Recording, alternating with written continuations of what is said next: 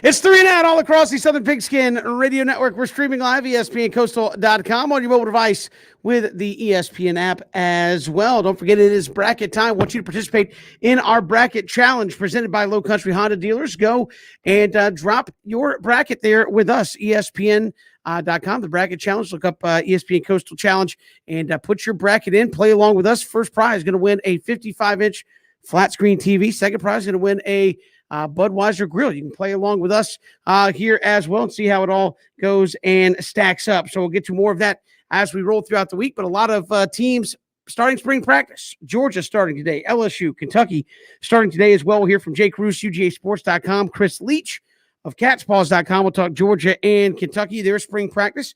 Also, Chris Mastroianni of Tomahawk Take will join us. We'll look at the Braves there at spring training as we're down to the last couple of weeks to go in spring training before the season gets started on April 1. So he'll join us. And also Rich Stiles, host of the Back Nine Boys Golf Show, will join us in hour number 2 as Justin Thomas wins the Players Championship. And again, some great folks, Lee Westwood, having 2 back-to-back solid tournaments at the age of 47. So we'll talk to him about that as well. But Georgia kicks off spring practice today. Ben and BJ, their spring game, G-Day, going to be on the 17th of April. But just like any other team, Alabama's got storylines. Georgia's got storylines into it as well. What are the big keys? So what's maybe the biggest thing you're looking at with the Dogs as they get started? Well, I think from the standpoint of what questions need to be answered, I would look at the depth chart in the secondary and understand that when you say Georgia has questions, that's a relative phrase, okay? Georgia is amongst the most talented teams in the country at every position, even positions where they don't have a lot of returning experience. But chatting with Brooks Austin last week, he told us that Georgia does not have a single cornerback on their roster with a start. So all of your cornerbacks combined have 0 starts. And I would imagine that's pretty unprecedented, especially for a top contender. So you look at the cornerback position, you're wanting guys to step up. I know Kylie Ringo has had, really rave reviews. That's a guy that expectations are really high for. Georgia's recruited better than anybody in the country, just about, maybe outside of Alabama, the last 3-4 years. So you expect that talent, that cream, to rise to the top. But Ben, I think you're looking at corner.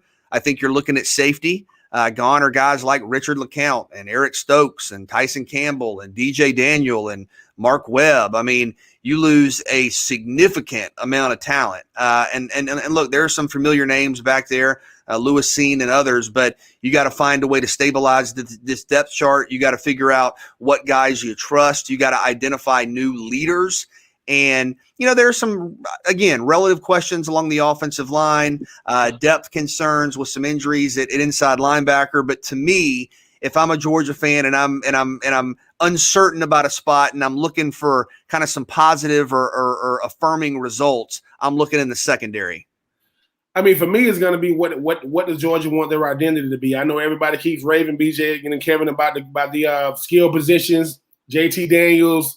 I mean, and you talk about guys like George Pickens and those guys, and you got Burton and Jackson and Washington. But I just think what happens is Coach Monken, what does he want his identity to be? Because you can't go into a season saying we're going to try to be balanced. I know Buck Belue said you want to be able to go out there and open up and take that stop hamstringing his offense. But for me, BJ, yes, the quarterback position is going to be a problem. The safety position is going to be a problem. But I think that what is going to be going to be their identity week in and week out? I mean, before they played Alabama last year was the defense. And after they played Alabama, well, the defense wasn't as good as we thought they were. Then you talk about Stetson Bennett. Last time I checked, I think it's still number 2 on the depth chart right behind JT Daniels. So how are you going to address that? People keep saying, is Carson Baker ready to take the next step? If Stetson Bennett is your best number 2, I don't think you best with that. But it always comes down to the same thing with Georgia. Is it more than hype? And that's not their fault. But Georgia is going to dominate the headlines from the time I played against Georgia till now. And it's not any fault of their own. But at what point does recruiting match the production on the field? You got the players. And BJ, I've never seen this big of a turnaround. I know that Brooks also said, yeah, man, you don't got one guy that has started one game last year at DB. That's going to hurt because, yeah, you ain't got Devonta Smith. You know, I mean, you ain't got Jamar Chase, but you still ain't gonna have no slouches you going up against week in and week out as far as like these SEC receivers. So for me, what do you want your identity to be? Are you more than just hype? And you were injury away in JT Daniels, who didn't play most of the season last year because he was coming off an injury, for going right back to Stetson Bennett. Yeah, I think for Georgia, to me, as I look at him, BJ, we start there in the secondary. I think talent is not a problem for Georgia. Obviously, they've recruited very well, but you look at Georgia and say, hey, who's going to step up and come forth and take over that role? I mean, again, just like Alabama, talent's not a problem, but when you replace guys, the guy that steps in has got to step up and fill that role.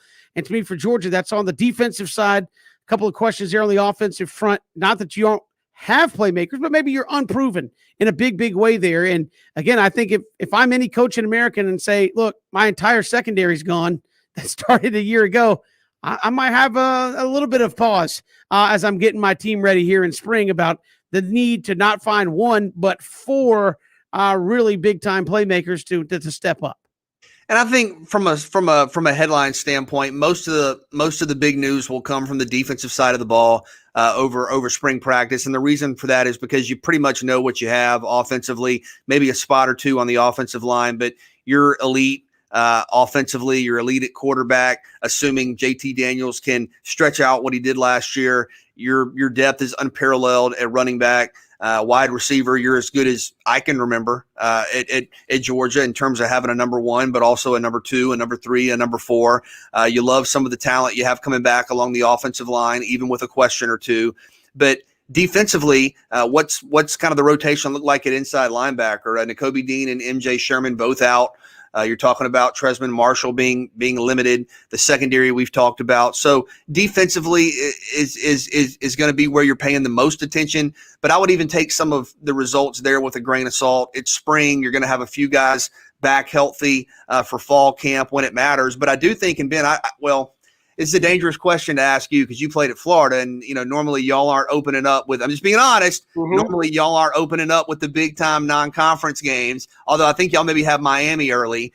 But if you're Georgia, man, I think this spring has a sense of urgency even beyond just being back out there, because your opener is Clemson. I mean, you were talking about you don't have to face Devonta Smith and Jamar Chase, but you have to face DJ Uiagalelei and Justin Ross in week one. So I know guys are grateful and appreciative to have the opportunity to go through spring after last year. But I would imagine do you think it's fair to say there's a little extra energy because of who you open with? You would hope so. And that's gonna be your motivation. I mean, Miami, unfortunately, has a clock up going, hey, man, this many days till we got Alabama. Them players like this. I'm feeling a little sick. No, I just think, BJ, what happens is, Clemson is going to always be in that top one or two, teams in the country, recruiting, production, and you can't blow it off no matter what happens the first game. You can't say, if we don't play well against Clemson, that's fine. Well, that's what you're going to see again down the line if you're trying to get to what Georgia's trying to get to. But if you Georgia, you also need to know, too, you're going to get every team's best effort. So don't think there's going to be a cakewalk through the SEC this year because you got more. Georgia going to have more 5 stars than anybody in the SEC not named Alabama every single year. I don't think Florida is allowed to recruit 5 stars. Vanderbilt don't even know what a 5-star is. Like, what is that? That's a player? No. So I just think that for me, yes, Georgia is going to have to make sure that they know that Clemson's waiting. And everybody always talking about renewing these rivalries. Well, back when Georgia and Clemson used to play each other, Georgia might have been a better team. I don't know if that's the case anymore. And Dabo wants to stare across and look at Kirby Smart and saying, look, I think I'm a better coach than him. I think we got a better program than his. And I'm going to say all the right things in the press conference. But once they kick that ball off, I'm going to show them that they're not on our level. I think it's going to be a good game, BJ. But, yes, having Clemson on your resume the first game of the year, number one, you get it out the way. Let's just play them and get them all out the way so we can get to the rest of our season. But number two is, I just go back to when Florida State played Miami the first game of the year when they had DeAndre Francois. It could derail the rest of your season if it doesn't go right. Like I mentioned, your backup quarterback is Stetson Bennett. You a play away from having him in. I mean, we'll see what happens, but you don't be scheduling Clemson if you don't got to. Come on, man. That's some schedule makers again who don't got to play, who say, quote, I want to see a good game. We'll see if it pans out for Georgia. Well, I mean, first games like that are overcomable. I mean, we've seen teams like that go on play and you lose, and hey, if you rally, it's fine. You can overcome that. I think what you don't want to see is, or we've seen it also go the other way. We have a big win in week number 1, and come week 12, that team that you beat maybe had an off season and it doesn't look as good as maybe you thought it did in week 1. So week 1 games are kind of tricky. I'm not against scheduling these at all. I think you go out and test yourself. I think there's nothing but upside for both Georgia and Clemson to play this game. 1, it gives you early reason to get up for game number 1. 2, it tests you early. 3, it's recoverable for both teams. To whoever wins, in great shape. Whoever loses, you got plenty of time to recover and still achieve your goals down the road. To me, there's nothing but upside from seeing these type of games. And again, I'm glad we're going to see it. And I think Georgia obviously has got some things they got to work out before they go play Clemson in week number 1. But hey, at least you get spring ball this time, right? I mean, that's one thing we'll talk about with Jay Cruz. I mean, nobody on Georgia's roster had spring ball last year. So you potentially have 2, at least a recruiting class and an early enrollee class that hadn't gone through spring ball in a couple of years. So I'll be interested to see what Kirby Smart and company do with this, and if we see a little bit different thing, a few more wrinkles that maybe they just couldn't get in given the time they had to prepare for last season. Yeah, that's a good point and a good question about spring. I would disagree with you though about there's nothing to lose or it's a good opportunity for both programs, because the way I look at Georgia Clemson, and from a fan standpoint, Kevin, I'm with you. I mean, this is the game of the year. It is in college football, and it's a gift right out of the gate. I mean, it's a just incredible matchup. But Georgia and Clemson don't need out of conference affirmation or validation to be considered a national contender. Whether Georgia was playing Clemson or whether Georgia's playing whoever else, a mid-major in week 1, it doesn't change the dynamic of how they're perceived. And you may say, well, what if Georgia wins? Okay. But I think my point would be, if they win in week 1, whether it's Clemson or whether it's a mid-major, it doesn't change the dynamic of their season. And where I think it does potentially hurt them, and I'm not saying this should be the case. You guys know how I feel about wins and losses. I think we are far too obsessed with records and, rank all the undefeated teams and then the 1-loss teams, then the 2-loss teams. But the harsh reality is, barring something unforeseen, if Georgia loses to Clemson, they cannot lose again. If Georgia loses to Clemson and they lose to Alabama in the SEC championship game, they're not going to the playoff. Whereas if Georgia were to beat North Texas in the opener and then lose to Alabama in the SEC championship, there's a really good chance they would still get in with 1 loss. I'm not saying it should be that way, but that's the reality of what is. If Georgia loses in their opener, they cannot lose again.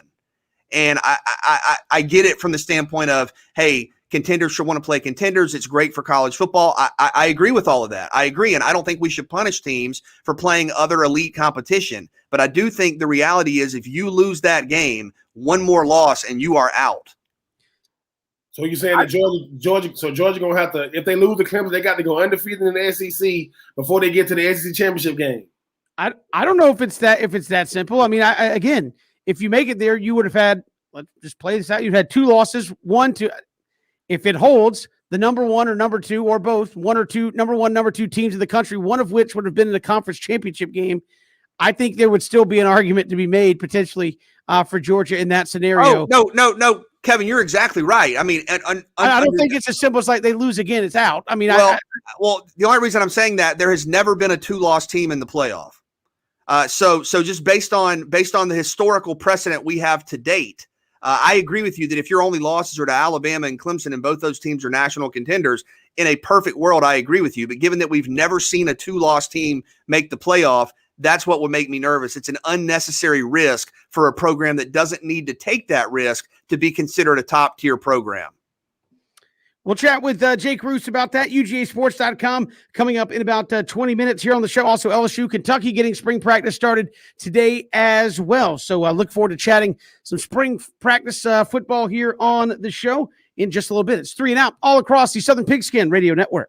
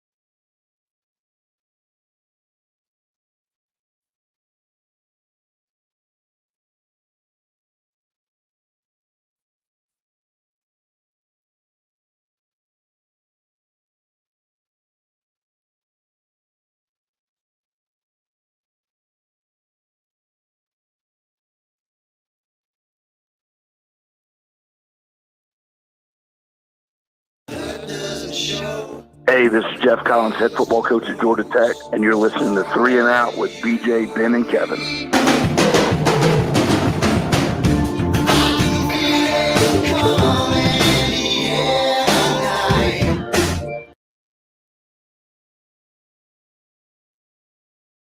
It is 3 and Out here all across the Southern Pigskin Radio Network. Kevin, BJ, and Ben, glad you are with us here on the show on this Tuesday, getting closer and closer to March Madness getting started. Speaking of that in the brackets, we've got our bracket challenge presented by Low Country Honda Dealers.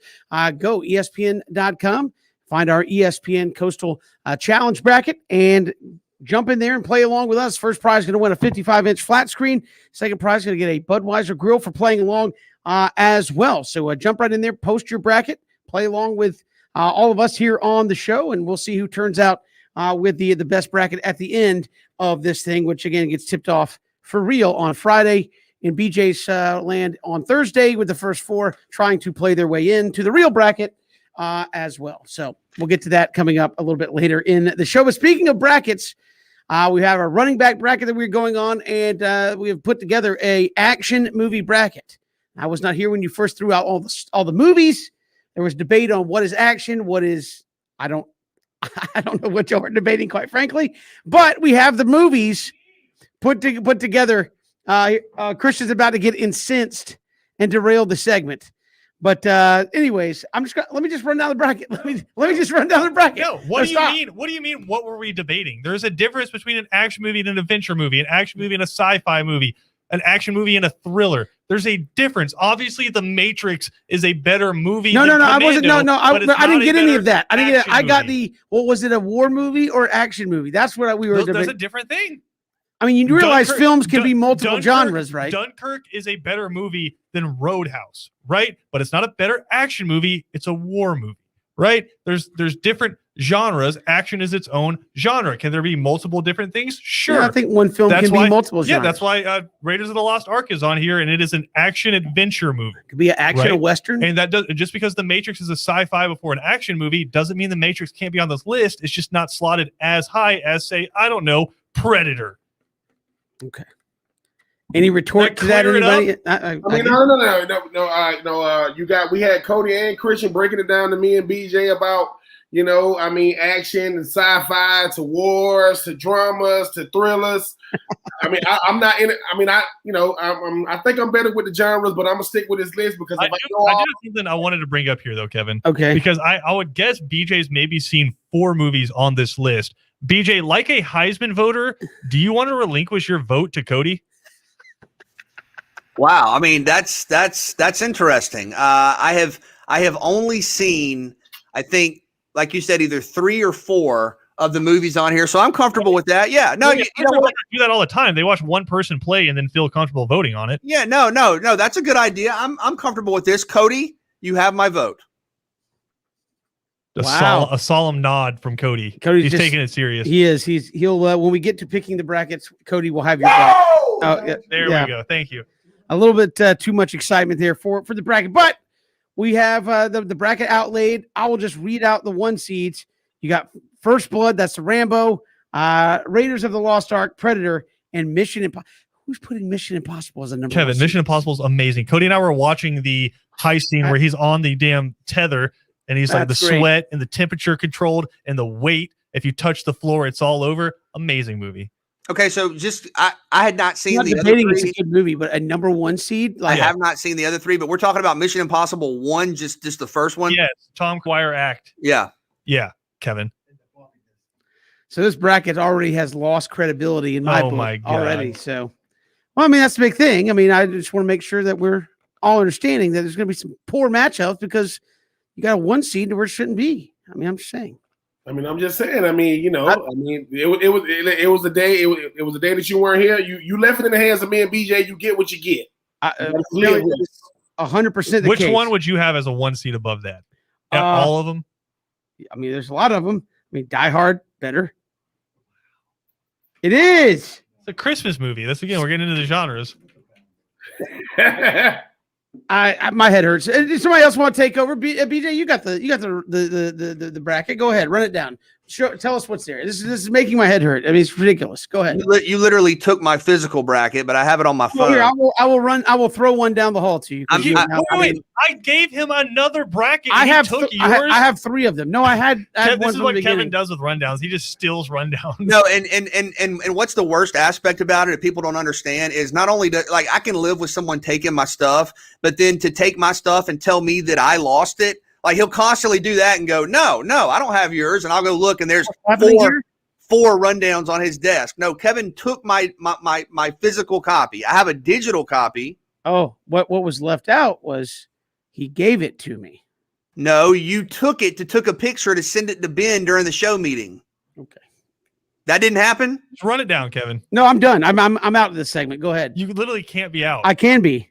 I'm ejecting. This is making my head hurt. Take the bracket. And when I say Die Hard's a better movie, you go, it's a Christmas movie. Then why is it even on the list? It was I a mean, joke, that's Kevin. no, We're not no, allowed it's to make not. jokes on the show because you don't know how to. It's true. Go No, ahead. this is just like last night. You're getting grumpy again. I mean, it happens from time to time. Go back to work. Go ahead. Oh, now you're ordering me back to work. All right. Anyway, Run it down. The favorite here is Predator, but I do think there's some pretty interesting matchups. I mean, Ben, one that has to be close to home for you because I think you've mentioned this as like one of your favorite movies. Bad Boys 2 is a 3 seed, and it's head to head with number 6 Point Break. I mean, those are 2 all-time classics right there. That's going to be a tough first round matchup for Will Smith and Martin Lawrence there. It is. But like I said too, I mean, the thing about Bad Boys to me is Cody thinks it's overrated, by the way. Yeah, well, Cody only get to be a voter because another person and keep on. Oh, I mean, Bad Boys 2 is overrated. That is ridiculous. I'm just saying. You got so many quotables. You got to call yourself the devil in his house. That is nonsense, Cody. But Ben, okay, so according to Cody, Bad Boys 1 is a better movie than Bad Boys 2, which again isn't what we're talking about. Which is the better action movie? Bad Boys 1 is not better than Bad Boys 2. Cody! Oh my God. Anyway, I mean, I do think we're going. I mean, up against Point Break is going to be a tough matchup, but that's what we're supposed to be. You're supposed to have tough matchups, but I will not stand like. Hold on, Ben. Which one is it when they're driving and the boats are flipping in Miami and he shoots his dash? That's yeah, Bad he Boys goes, 2. oh, you're gonna pay for that. I'm gonna get that fixed. Yeah, I'm gonna get that. I mean, yeah. I'm just saying. I mean, he like this. What are you doing? He said, "Now show him your badge." I'm just saying. Cody's not that big on Bad Boys fans. He's more of a John Wick guy. It's all good. Again, and I think another sneaky matchup. I think there are certain movies out there that have fan bases that will just ride for their movies, and so they're going to overwhelm the fan vote. I think another sneaky upset in fan votes is number 7 Speed head to head with number 2 Born Identity. I think Born Identity. I see what you're doing. I see what you're doing. Might be in trouble. All right, you got a young Keanu Reeves. You got. I think somebody just might be a Keanu Reeves fan. It's really what's boiling down to. No, it's all good. I mean, hold on. Speed is very, very, very underrated. But I mean, I'm just saying, you're gonna put him up against the Bourne series? Is that what you're doing, Christian? What series? Just the Born Identity. It's the first one. It don't matter. You hear Bourne anything? Bourne Identity, Born Again, Matt Damon versus Keanu Reeves. Come on, man. We'll see. Hold on. What's the Bourne movie that Matt Damon's not even in? Oh, the one with Jeremy Renner, like from like the mid 2000s. Yeah. About the Bourne Legacy or something like that. Something weird. Probably sounds right. Nowhere near this list though. No. I mean, so Kevin, who's your favorite though? And in all honesty, if you're just looking at matchups head to head, because that's a big part of it, who you have to get by potential stumbling blocks. Who's your favorite? Yeah, I mean, there's a couple that are going to get upset. Like I feel like just knowing how people vote, like Terminator is going to get the short end as the 4 seed. That's a good movie, a great movie. I think Predator's the overall favorite. Die Hard underrated, certainly. Obviously, whoever put this list together has a huge fan crush on Keanu Reeves because like half his movies are in here. So it is what it is. I'm looking forward to whittling it down. There's 2. 2. You said there's The Matrix and Speed. The Matrix, Speed. Oh, John Wick. And, yeah, John Wick. There's 3. I thought he was in Point Break. He's in Point Break too. Point Break too. Oh yeah. Half the list. I mean, John. I mean, too. He's an action star. There's a couple of Is he? Sylvester Stallone's The on best there. movie he made on here, John Wick. He doesn't say 10 sentences the whole movie. Right, because he's too busy, in action. Bring him back as the left-handed quarterback with the worst spiral in the NFL and let him win the championship. It wasn't All a right, championship, fine. Kevin. It was a first-round playoff game. Get the hell out of here. Okay. Put him back to scrubbing barnacles off of boats. That was great. Any other ones? I'm We don't have to do this. no, go No, ahead. no, we're doing it.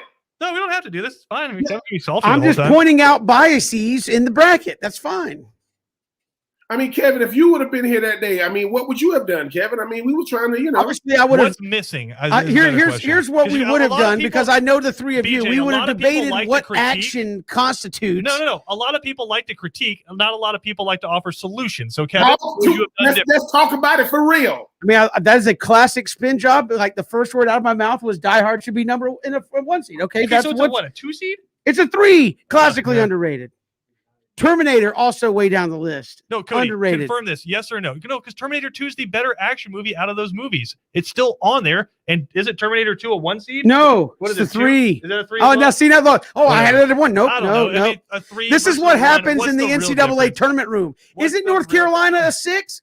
Oh no, you But actually Cody, had him at a were you 3. not Oh, here when well, Kevin they're came already back there in? now, so we'll just leave them. Cody, were you not here when Kevin came back in? We asked him about Die Hard. He goes, Yeah, he's like, not a big fan. We When have have that I ever confirmed said- from 2 sources that Kevin's writing for a movie that he said he's not a big fan of. Golly, I should have brought my All life. right, no, Cody, you need to go. Cody, you need to go see if you can find it in the archives because I do seem to remember that as well. You need to look in the archives, Cody. Oh, we'll find it. Everything's recorded on the show, so It's you can't fine. say something and hope we forget about it. I don't think I've ever said Die Hard's a bad movie. We didn't say it was a bad movie. You could be overrated and still be a good movie. I've never said overrated. That's like one of the best movies out there. This is like when people cheat, like with steroids, and then they get busted for steroids. I would never use steroids, and then you busted for using steroids. No, but it's like Christian said. I I don't think you said it was bad. I think you were like, it's okay. Yeah, Okay. What's not okay is we will have Jay Cruz coming up next, and we will talk. We will Wow! talk some. Whoa, it's not No, okay. no, I'm saying What he is is better than okay. He is better than okay, Oh, that's a and good it's better save. than this segment. We'll have the next 3 and Out Southern Pigskin Radio Network. Wow.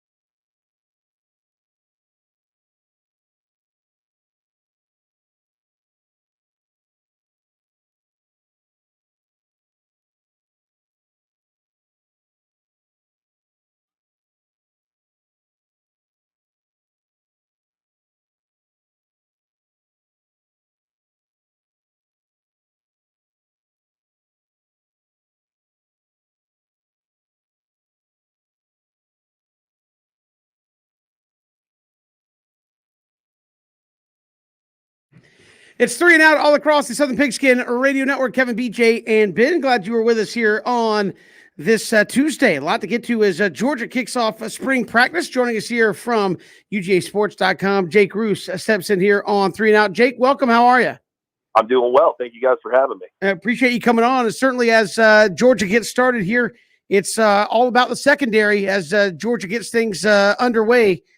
What can you tell us about that battle and what's gonna happen there? You know, it's going to be the most interesting and biggest storyline, I think, even going into the first game. I mean, I think we're just kind of at the tip of the iceberg when it comes to this defensive back situation. You know, I think most people have Lewis Cine and Keely Ringo kind of penciled in for 2 of those spots. But, you know, who's your second corner? And then also who steps in for Richard LeCounte? You know, is it a situation where Chris Smith, you know, kind of takes that role over full-time, did some great work in spot duty? What about the star position? You know, do you see a guy like Latavius Brenny there, you know, with some experience behind him? And then, like I said, that second cornerback spot feels like it's up for grabs. Brenny in the running. You got Nyland Green. Everybody looking at Jalen Kimber as a possibility there as well. So, you know, I think Georgia's comfortable with their options, and I think that you have to feel good about that. But certainly some questions to be answered. And unless I have this wrong, Jake, I don't think there's a corner on the roster with a start. Is that pretty unprecedented when you talk about a team that is the clear favorite in its division and a obvious national title front runner to not only need kind of 1 or 2 corners to step up, but to basically be hitting the reset button on the entire depth chart? Yeah, you know, I think I think it's huge. I think that's got to be a point of contention for a lot of people, a lot of concerns. And, you know, but in my opinion, I think that it really speaks to the job that they've done recruiting to this point. And that's, you know, where you're seeing people kind of pay homage to the talent that they have on this roster. Like you mentioned, guys haven't got a lot of starts under their belt, but at the same time, you know, no one seems that worried that it's just going to be, you know, a total blowout back there. They feel confident. And Jake, how big this spring is going to be for a guy like Nolan Smith? Obviously, you know, one of the best players coming out a couple of years ago, kind of got thrust into a big role as a true freshman, which is hard for anybody to do in the SEC. But how big is this spring is going to be for him? Not just being able to go out there and show that he's ready for, you know, to take on a bigger role, but to be able to kind of show the way for some young guys who are going to be coming up behind him. Yeah, it's huge. You know, I think that Georgia definitely looking for the replacement, the heir apparent to Azeez Ojulari. There's no question, you know, what an impact maker he was for them on defense last year, and really just in the locker room in general. I mean, a guy who was a great leader for that team. You know, they need a young guy like Nolan to step up and continue to deliver on, you know, some of those great glimpses we saw early on in his career. You know, maybe it's him, maybe it's Adam Anderson. They've got a lot of options out there, but certainly big shoes to fill when it comes to the holes left by Azeez Ojulari. Bruce, UGAsports.com, joining us here on 3 and Out. And Jake, you mentioned guys trying to step in and fill new shoes. How big will it be that Georgia's simply having spring practice this go round, as you've got a recruiting class and some early enrollees that have not yet gone through a spring practice as of yet, because of obviously it being canceled completely a season ago? Yeah, I think that's a really big deal for a lot of these guys, and I think that it's really interesting to see, in my opinion, how it will affect some of those guys, like you said, who came in last year and didn't have the opportunity to go through spring practice. You know, will we see some bigger games from some of those guys? Obviously, you know, they just had kind of that latter part of the summer to get their work in, and then the abridged fall camp. So just not a typical schedule. I think that it's an opportunity, though, in spring practice now for some guys to get in there, get some huge reps under their belt, get a ton of reps, and I think you know, kind of find their footing under themselves. I think that that's a real key for Georgia, is having these guys get that experience under their belt and you know, see who emerges from that group, because I do think it can be a huge advantage to some of those guys that haven't had the opportunity. Can team leaders emerge in spring practice, or is that something you need to see more in fall camp, in games? And I guess if the answer is yes, who are the early leaders for this 2021 team? Yeah, I think that they absolutely can emerge, during the spring practice time. I mean, you've got to hope that there are some guys that are out there pushing everybody, that are getting everybody ready, getting guys in line, just busting their butt and really making sure that, they're setting the tone for these practices. So, I think that right off the bat, you're looking to that experience. Jamari Sawyer coming back, I think huge for Georgia. You got to get that out of JT Daniel. I think that Zamir White, the guy who commands a lot of respect just because of what he's gone through in his career and the resiliency he's shown.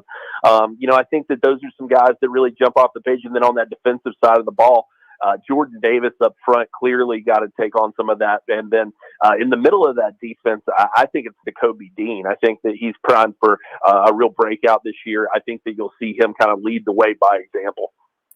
Jake, obviously everybody's very, very excited about JT Daniels, and rightfully so. Once he got healthy, he was able to go out there and put up some big-time numbers. But you talk about recruiting. Nobody recruits better at the running back position than Georgia does. What is the spring going to look like? They're obviously going to air it out, but do they get back to what they do and running the football to kind of create more of a balance before they get into the regular season? Yeah, I think that they will. I think that they want to have that opportunity because, like you said, kind of what you've got with JT. What he brings to the field. The kind of numbers he can put up. And so I do think that they'll probably try to be, focused on that running toughness that they've kind of hallmarked themselves for. There's no question in my mind that Georgia understands the importance of being able to score at will and from anywhere on the field when need be. But at the same time, they're not going to lose that identity of a run-first team. I think Kirby Smart wants to establish that. Todd Monken wants that as well. Overall, I think that you'll see plenty of that in the spring practice and moving into the fall. How comfortable do you think Todd Monken is with the install of the offense? Obviously, you mentioned the truncated kind of fall workouts leading up to the season. You changed quarterbacks midway through. How comfortable do you feel Georgia is with his system and what he ideally would like to do now with a full offseason? I think that they feel comfortable, but I bet you there's nobody on that staff that's more excited about the opportunity to have a spring practice than Todd Monken. I think that he's got to be the guy, who's just licking his chops to get in there and really do some great install work. I think that this is where you get a lot of that in. So much of that in the fall is game planning, getting ready for the first opponent, getting ready for the next week.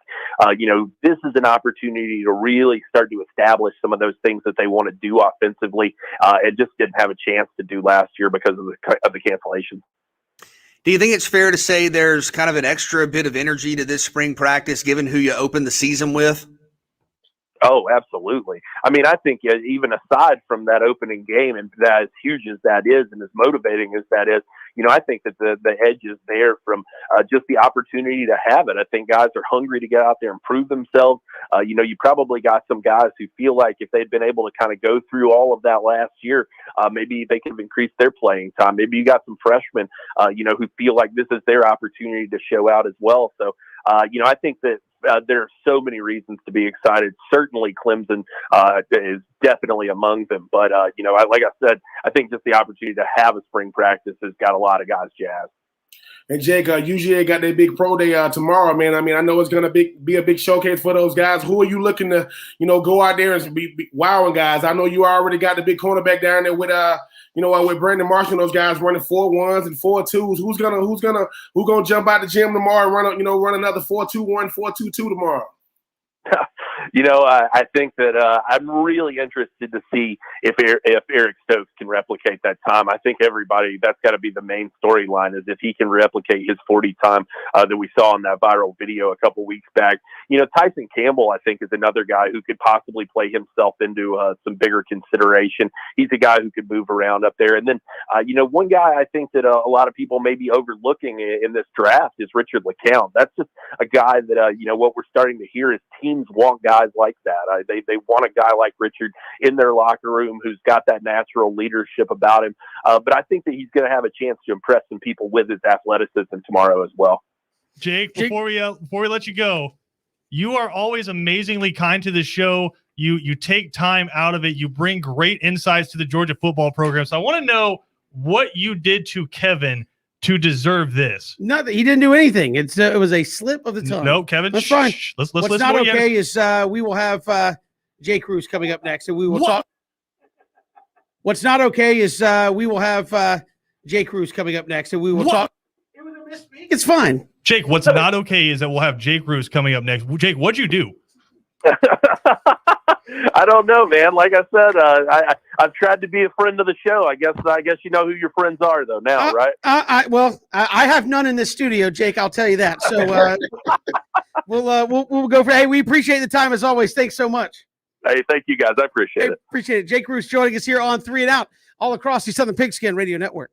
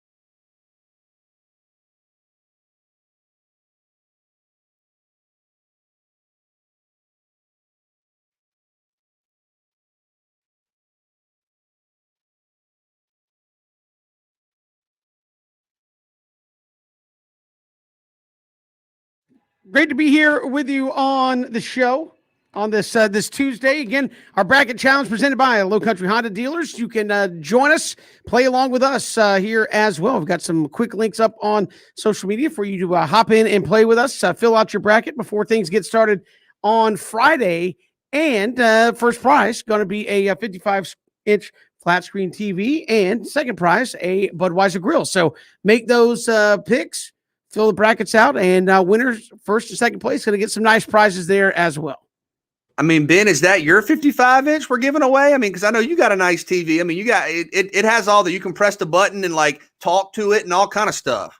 Listen, I mean, I think look, you ain't getting my TV, and the thing about it is, BJ. I mean, I wish Kevin wanted to give a 75-inch. Kevin like, listen, man, 55-inch. I mean, no, Kevin, not the size of the TVs in your house. Oh, my bad. I mean, Kevin like, I'm just saying. Kevin say 65 inches and above, but no, that 55-inch. It's gonna be real nice, BJ. If you wanted to grill, you could grill. Oh, that's right. You don't grill. So my fault. If I did cook, would you eat? If you ate it first, I'm not gonna say. I'm gonna have to. As long as you eat it first, and I'm gonna go ahead. Matter of fact, I'll tell y'all what I did the other night. I busted out the little mini grill that you plug in, that you plug into the outlet, and you can kind of control the heat, right? And I steamed up some mushrooms and some asparagus just for y'all. I'm trying to digest. Never mind. I don't know if you plug in a grill and then it is a grill that you then steam off of. I think there's a lot of different things that are at play there. You know what I mean? You're on a griddle, maybe? Yeah. Yes. Okay. But that's not grilling.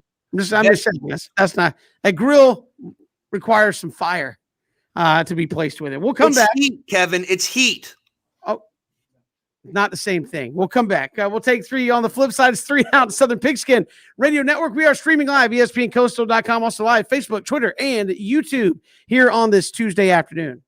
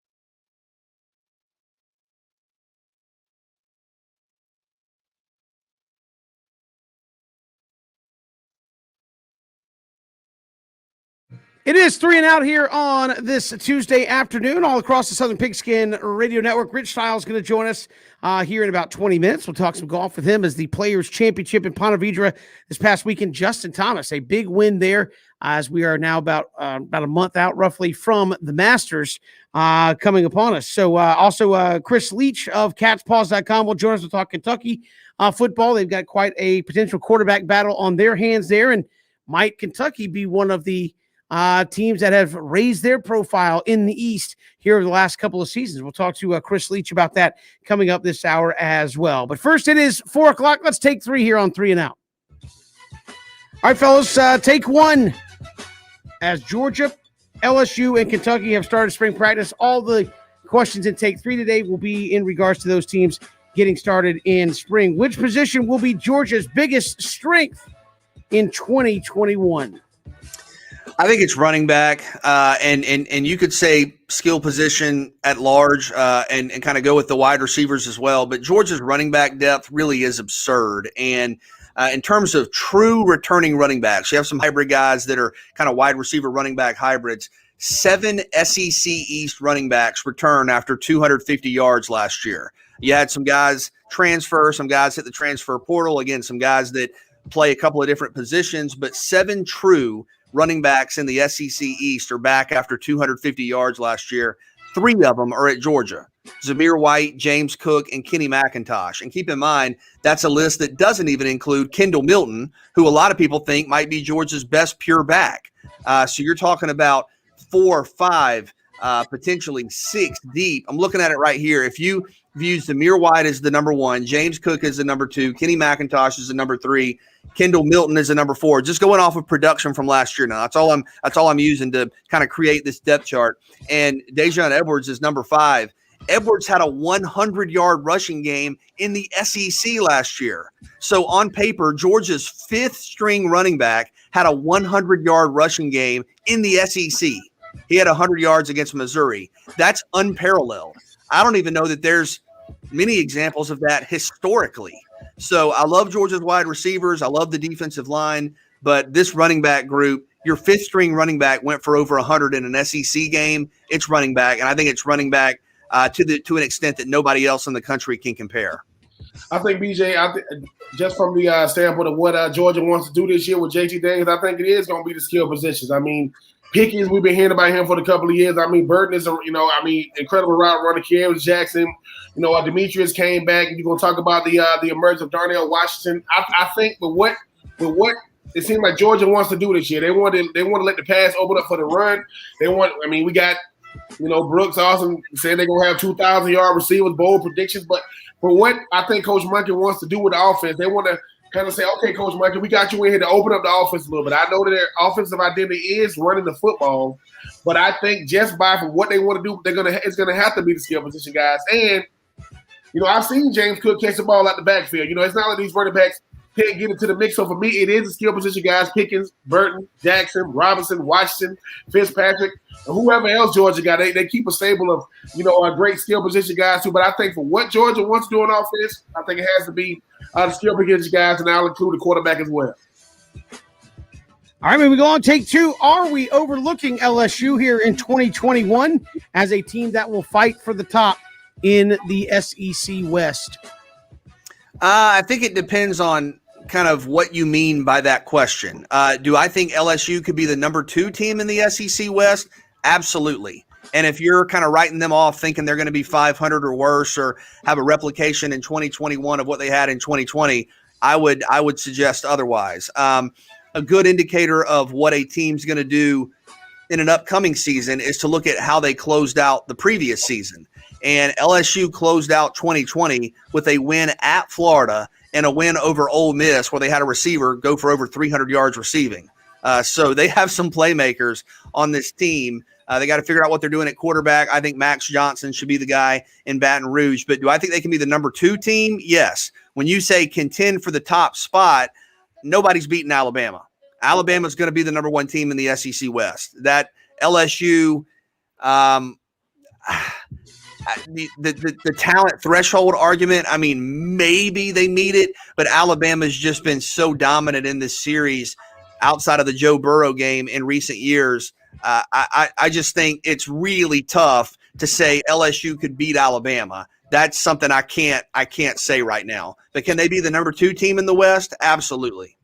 Yeah, we are overlooking on LSU, BJ. I know we're gonna look at how they ended up, last season. But the whole thing about it is you're gonna go into the spring, and right before the season starts, well, who's gonna be your quarterback? You talk about Brady, you talk about Max Johnson, but the thing is, I would say yes, they're gonna want to be competing for the top spot, even if they're not gonna get it. Can they compete for it? Yes, because the whole thing about this LSU team, we just a couple of years removed from them being arguably the greatest team we ever seen. I'm not saying you bringing back that type of talent, but the thing about LSU, nobody recruits better in the state of Louisiana than LSU. Derek Stingley Jr. is the number 1 player coming back in the SEC this year. He peaked as a true freshman, and because of default, he had to stay in college 2 more years. So I think because of what we didn't see last year, LSU was a prideful bunch, are replacing a lot off, OCDC. But I think, can they compete for the top spot? Yes. Will they win it? No, but yes, they can definitely compete for it. Yeah. And certainly had a rough go of it last year. But BJ mentioned played better down the last couple of games of the season. Maybe I won't say reminiscent of the 2018 year, but they played a little better late 2018. We all saw what they did 2019. Is this a team that is headed on not a similar trajectory, but a trajectory where they're coming off the season where everybody's like, really wasn't very good but they might be completely solid right there behind Alabama. Yeah, I could see that. I could buy that. Again, they're not going to be what they were, in 2019, but absolutely. What's that? I said, well, who is? I mean, that's right. But I think when you talk about returning talent at wide receiver, at quarterback, in the secondary, where not only do you have Derek Stingley, but Eli Ricks as well, you're talking about edge rushers, you're talking about an offensive line that has played well. Yeah, absolutely. I could see it. All right, moving along. Take 3. This one about Kentucky. What would you consider to be a good season for Kentucky in 2021? We'll talk coming up with Chris Leach about this in about 25 minutes or so as, Coach Stoops there raising the bar on what they consider acceptable there at Kentucky. I think this is a program that expects to be in a bowl game. So you could say 6 wins and maybe that's the mark for a good season. But I think at Kentucky right now, you might even notch that up one and say 7. I think if they go 6-6, they'll look at it as, okay, that's a okay season. That's an average season. 7-5 may be viewed as a good season, and maybe if you can get above 7 wins and get to 8, that's a great season. But I'm looking at it right now. I'm looking at the schedule out of conference. You play Louisiana Monroe, Chattanooga, New Mexico State, and Louisville. And I know this is a very dangerous game to play, but as we kind of hypothetically look at this, I think that's at least 3 wins you feel pretty comfortable with, and Louisville's coming off of a really down year. So if you feel like you're going to be favored in 4 of your 4 non-conference games, you only need to get a couple of wins to get bowl eligible in the SEC. And you have Missouri early, you have at South Carolina, you have at Mississippi State, you have Tennessee, you have Vanderbilt. So I think when you add all that up, a good season, I think Kentucky would tell you 7 wins. I would say 7 wins will be a great season, BJ. And we don't give Coach Stoops enough credit for what he's done in Kentucky. He's not only elevated the level of expectation, they've met those expectations as well. But the thing is, you talk about Louisiana Monroe, BJ. That's not gonna be no walk in the park. You see the way Chattanooga's playing football. That it's always that out of conference. I mean, that scares me. That Tennessee game can go either way. I mean, obviously they're not going to lose. I mean, they're not going to beat, the Floridas, the LSU, the Georgias. That Mississippi State game go either way. But I do think because of what they're building or what they built in Kentucky, I mean, I think they got a shot to go. I do agree. I mean, the greatest team they had was when they had Josh Allen and those guys, BJ, and I think when they went 9-3, beat Florida that year. But yeah, 7 wins will be great. 8 wins, oh my goodness. We talking about Coach Stoops be considered maybe SEC Coach of the Year. That's Take 3. We do it each and every day here at this time. We'll come back. We will talk with Rich Stiles, host of the Back Nine Boys Golf Show, coming off a tremendous Players Championship, the Masters right around the corner there as well. And still to come this hour, Chris Leach of catspaws.com will join us, and we will talk more about those very Kentucky Wildcats as they start spring practice today as well. It is 3 and Out all across the Southern Pigskin Radio Network. We are streaming live, ESPNcoastal.com.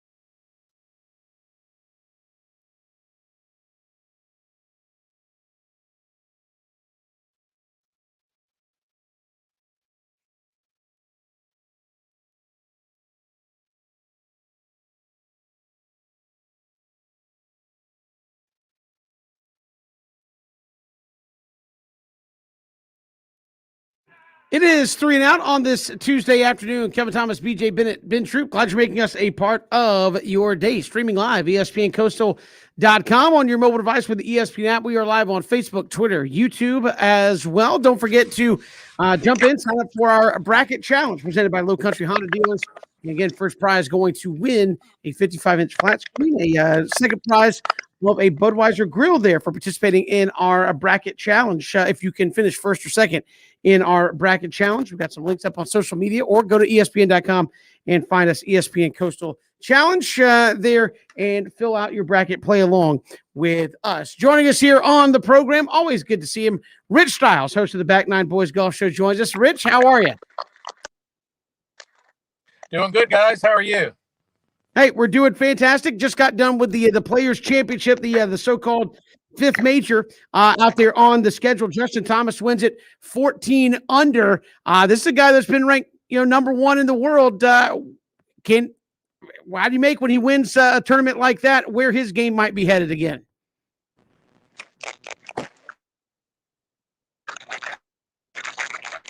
I think we may have some audio trouble with Rich there as well. So we'll try, but Justin Thomas wins the Players Championship. We'll try to get Rich back here with us on the show. But Justin Thomas, a big win there, BJ, 14 under. Again, a guy that was, headed to the moon in years past in terms of his golf. Well, and this is the type of signature victory, even though it's technically not a major, kind of viewed as the fifth major, that can give you that energy again. So some really impressive showings over the weekend. When you think about that, when you think about Lee Westwood, who went from being on the outside looking in to having a near win, 13 under himself. So plenty of storylines, including a lot of failure on the famed Island Tee over the weekend. And we have Rich back here joining us. Rich, again, we're asking about Justin Thomas, big win there at the Players. How big was it for him? Where's his game headed here as we start talking about Augusta? It's just great for JT. I mean, I'm very, very happy for the guy being dropped by Ralph Lauren. Well, his game is in a great place. Yeah, his game is obviously in a great place. Can you guys hear me? Okay. I think JT's game right now is in a great place. I mean, he started off the back nine going birdie, birdie, eagle, birdie. He was already, 5 up after 4 holes. I mean, just playing great. I think his head is in the right place. I think he's over the fact that he had that slur that kind of caused him to lose Ralph Lauren. His grandfather passing away. He said that his face, that right now that he is in a great place as far as his mindset, and I think his game shows it. Rich, how about Lee Westwood, who finished second with 13 under as his final tally, and this is a guy that has now finished second in consecutive weeks? Well, I think if I was Lee Westwood, being 47 years old and still being in contention on the PGA Tour, I would be thrilled. He's had 2 seconds. He's earned a lot of money. He's playing golf. He's having fun, he said, for the first time in a long time. His fiancée and girlfriend is his caddy. She's getting as much social media as he is. I think his game is in a great place, and it's no telling what he might do. He's playing again this week in the Honda. I think he'll maybe take a week off and then get ready for the Masters. I mean, Rich, this time last week we was talking about the dreaded 17th at Sawgrass. You gave the remedy. You was like, this is what you're gonna do. None of these guys obviously listened to you. I mean, it was what? I mean, 62 bogeys. I mean, 37 double bogeys. What happened at the 17th? Did ego get in the way, or did the guys say, listen, man, we're gonna try to defeat the one hole in golf that's undefeated? Hey, I think you're going to have trouble on some holes and you're not going to have trouble on some. And what the sports psychologists are going to tell you is play each hole, play each shot one at a time.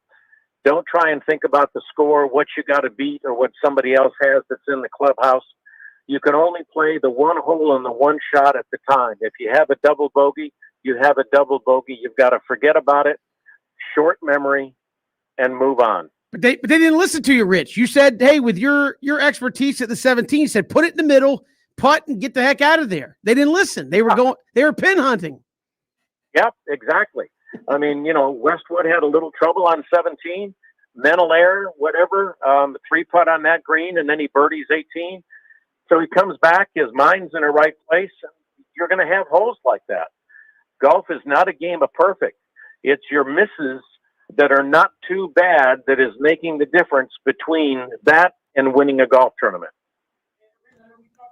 Bryson DeChambeau last week and what he was going to try to do to the golf course. Did we get a referendum one way or another? We had a very good finish. Did we get a referendum on how he's kind of attacking a challenging course like the Players Championship, who were actually putting in rules to try to mitigate what he was going to try to do? You know, I think Bryson is great at PR, and I think he brings it on himself, similar to like Patrick Reed, who likes the controversy.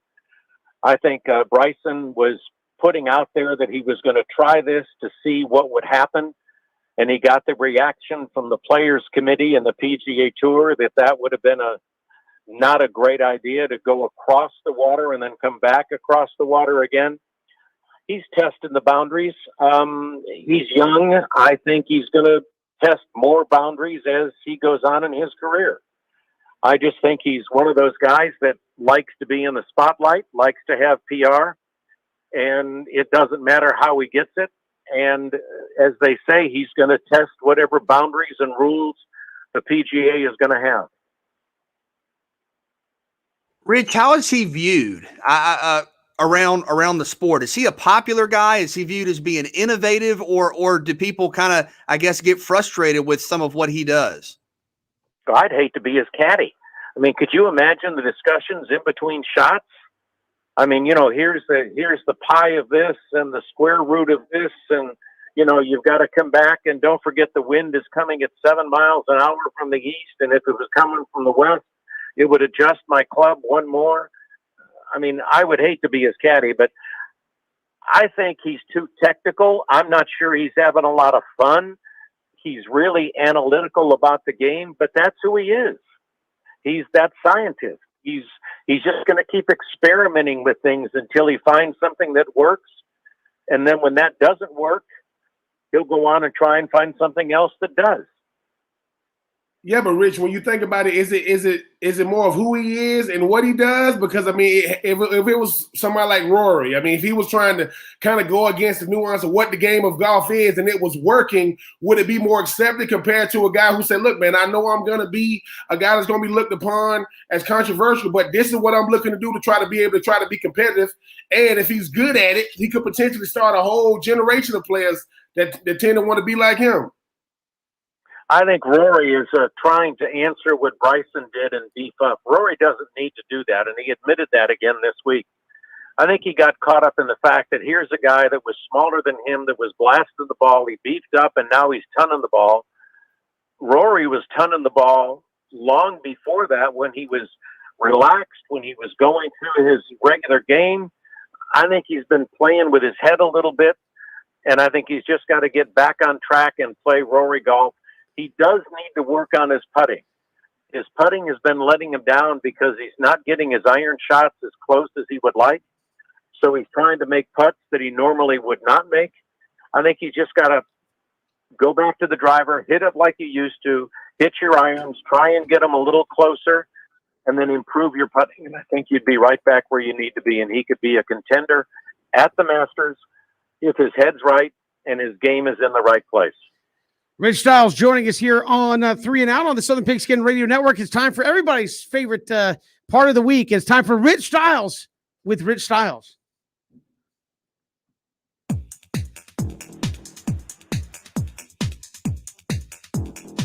And now, Rich Stiles with Rich Stiles.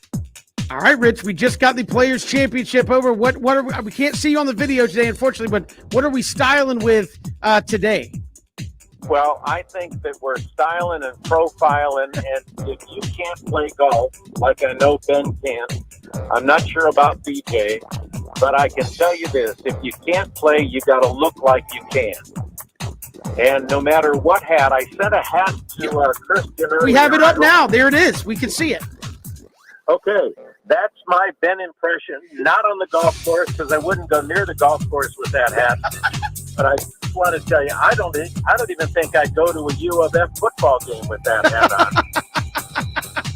I mean, you look. Listen. Wherever you're going, you look good doing it, and listen, I can appreciate it. So we'll keep the sun out of your face. It'll, keep your ears from getting sunburned. But fashion is how you carry yourself, no matter what you're doing. Rich, always a pleasure. We'll talk to you next week. Thanks so much. All right, guys. Next week, hopefully, we can get the picture back. Absolutely appreciate it. Rich Styles joining us here on 3. Now, as you said, Ben, it doesn't matter what you wear, it's how you carry yourself while doing it. And look, there's the look. He's trying to kind of see what. I think you wear that a little better. His is more like a sombrero looking thing, man. I mean, he pulled it off though. I like it. I mean, when he sent it today, I like it. It looks good on Rich, man. I always appreciate the effort. Rich was like, I wouldn't get called. Rich saying U of F. I said, Lord, U of F. All right. No, I'm just saying. Listen, Rich is the man. And so when I go on the golf course and ask what I got on my head, I'm gonna say, listen, man. I'm just making sure Bryson DeChambeau. Yeah, making it clear. Thank you. What we doing? That was good. I always enjoy getting the fashion takes from Rich. We'll come back. We'll switch gears. We're going to talk a little football back at it. Chris Leach going to join us from catspaws.com. We'll talk Kentucky. They started spring as well as Georgia and LSU today. He will join us when we come back. It's 3 and Out on the Southern Pigskin Radio Network.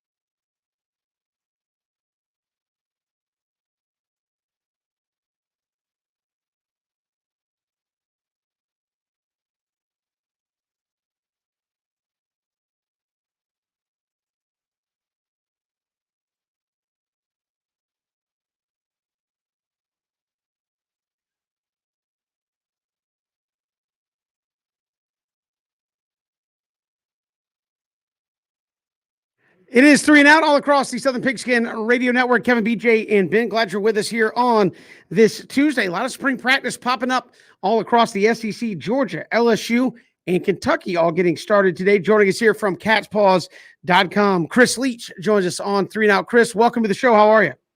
I'm doing good. Thanks for having me, guys.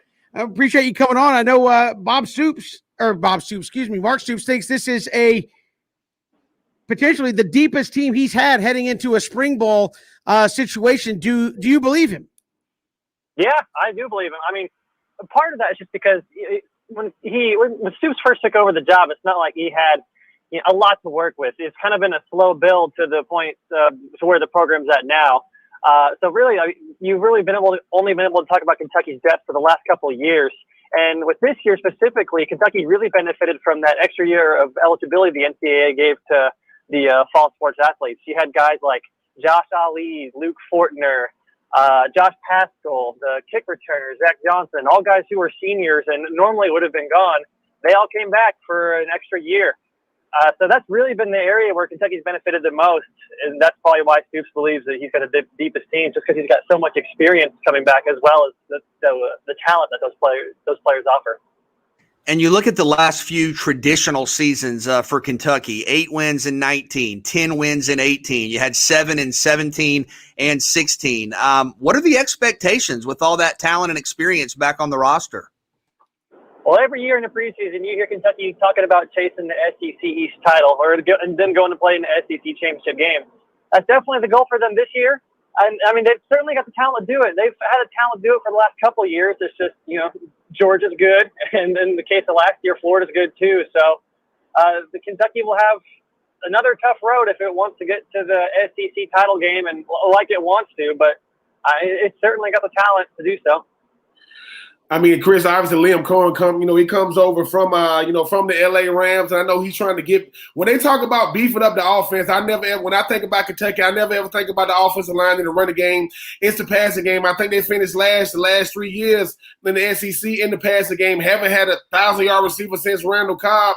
Is this going to be the year finally they can put it together? Not just a passing game, but a down the field passing game. I think it's going to improve, but I don't think you're going to have many 1,000-yard receivers. That just hasn't been something that's happened with the offenses under Kentucky. And then again, adding Liam Cohen is certainly going to help. But this year, the quarterback situation is still a big question mark. They graduated Terry Wilson in the offseason, and they're coming into this year with Bo Allen, Joey Gatewood, and a bunch of others who are going to be competing for the starting job. So I think you're definitely going to see a step, and that's going to be largely due to the dynamic and just the creativity that Liam Cohen brings in with his offensive schemes. But to say that they're going to have 1,000-yard receivers, I think is probably going to be a little bit of a jump. I think if anyone can do it, it's going to be Josh Ali. He was really good last year. It's just that Kentucky didn't have much in the passing game, and he wasn't able to do much with the limitations that they had in the offense. So I think you could see Ali make a threat at it. Obviously adding Wan'Dale Robinson, the transfer from Nebraska. He's a hometown Kentucky kid. He could do some really good things out of the passing game. So who knows? It's possible, certainly. This is, out of the most recent years, this is probably the year where if there were to be any 1,000-yard receivers or a deeper and dynamic passing game, this would be it. But it'd be it's just tough to see those big steps taken after the passing game has been for the last 2 or 3 years. You mentioned Liam Cohen coming in as offensive coordinator. What does he bring to the table? What might look a little different from what we've seen from Kentucky? I definitely think you're going to see, like I mentioned, an increased efficiency in the passing game. I think, a lot of people are expecting Kentucky to go pass first with the addition of Cohen. Kentucky's bread and butter, ever since really Mark Stoops has gotten here, and it's just continued to grow ever since he's been here, is the run game. And Kentucky returns a really good running back in Chris Rodriguez. Cavassier Smoke is coming back. They've got a couple of running backs, like redshirt freshmen up in the works. So you're not going to see Kentucky just completely abandon the run game. It's going to run the ball first and foremost. But in years past, when it's been 3rd and long, Kentucky really had no option. They either just ran the Wildcat and hoped they were able to break off a long run, threw a deep ball, and maybe it works. It worked usually less than 0.5% of the time. So I just think you're going to see increased efficiency in offense. It's going to, with the playmakers too, like I mentioned with Wan'Dale Robinson, it's going to give Kentucky more options whenever it gets in those 3rd and long situations or around the goal line. They could not rely so heavily on the Wildcat formation that fans in Lexington have mixed opinions around here. Yeah, it's going to be interesting to see, especially with his first year too, how big of a difference it's going to make. And Kentucky, the last few seasons, has been really physical offensively. You've had some great linemen come through there. Darian Kennard, how talented is this guy, and is he an All-American candidate up front for the Cats?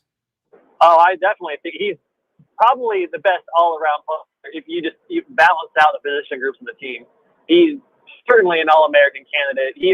Him coming back was a surprise. Of all the players that did return in the offseason, he was the biggest surprise just because he had the most to gain from going to the NFL. I believe he told us, the reporters after he returned, that he got like second or third round grades from the NFL scouts, and it wasn't good enough for him. If he was going to go, he wanted to make it count. So that's why he came back this year, to boost the stock even more, and it would not surprise me to see him have an All-American season. I mean, Chris, even looking at this schedule, I mean, obviously they got a 3-game slate of LSU, Georgia, and Florida before that. I mean, they can get through that gauntlet. They got a really, really good shot to have a really, really good season, even though their out-of-conference schedule is no walk in the park this year. I couldn't hear you. I heard you talking about the schedule, though. I couldn't totally make out. I was saying that Kentucky. I mean, I look at the fact they got Florida, LSU, and Georgia, Mississippi State. They can get past that gauntlet. They got a really, really good shot to have a really, really good season, even though they're gonna have to deal with this out-of-conference schedule that they got. This no slouch at all. Yeah, I think that Florida game is key, and mostly in the last 5 years or so, Kentucky's played Florida really well. They broke that infamous 30-year or 31-year streak, a losing streak to the Gators in 2018. They played them close in 2019. Arguably should have won that game. In 2020 is a little bit of a different story. Florida was just really good last year with Dan Mullen and Kyle Trask. But that Florida game, if Kentucky can win that one, they've proven capable against other SEC East opponents like Missouri, South Carolina. They've beaten Tennessee last year. So it's really just Georgia that's just been giving Kentucky fits the last couple of years. So I think if Kentucky can get that win over Florida, it would set up in 2018, that Kentucky-Georgia game was really anticipated and hyped up. That one pretty much determined the SEC East. I think you could see a similar situation this year if Kentucky's able to take care of Florida. Chris Leach, catspaws.com, joining us here on the 3 and Out. And obviously spring practice starting. Comes down to the quarterback. What is Kentucky looking at there? Joey Gatewood, a transfer. Will Levis, transfer coming in. What are they looking to find here in spring, and how do they feel about their quarterback situation? I think they're looking to find some consistency. That really hasn't been the case. It certainly wasn't the case last year. Terry Wilson was coming off a serious knee injury in 2019, and he had a lot of big expectations for him in 2020. He just didn't quite live up to it, though. And so that's why you saw spurts of Joey Gatewood, and he, too, had a lot of hype surrounding him, and he just never found the consistency or the rhythm in the offense that people would like to see. I think a name to keep an eye out on is Bo Allen. He was a 4-star prospect. He's a redshirt freshman now this year. He's a hometown kid. He went to school about 20, 30, or he went to high school about 20, 30 minutes maybe away from UK's campus. So he's got a big arm on him. He's a little undersized for an SEC quarterback. That's probably about the biggest thing that fans would be worried about for him, but he can sling it. And he's got receivers, like I mentioned, Josh Ali, Wandale Robinson, Isaiah Epps, Cleveland Thomas are all back too. So that's a name. I think if it was right now, you'd probably pick Bo Allen to be the starter for next year. But it's going to be there's definitely going to be a competition that probably lasts all the way up until the first week. Chris, we've heard a number of pundits come on the show and say we feel like Kentucky is the second best team in the East, even over a team like Florida. Do you think that's realistic or a fair expectation for this team? I definitely think it's fair. It's tough because Florida's good, no doubt about it, but so is Kentucky. So I also think it'd be fair for people to say Florida's better than Kentucky.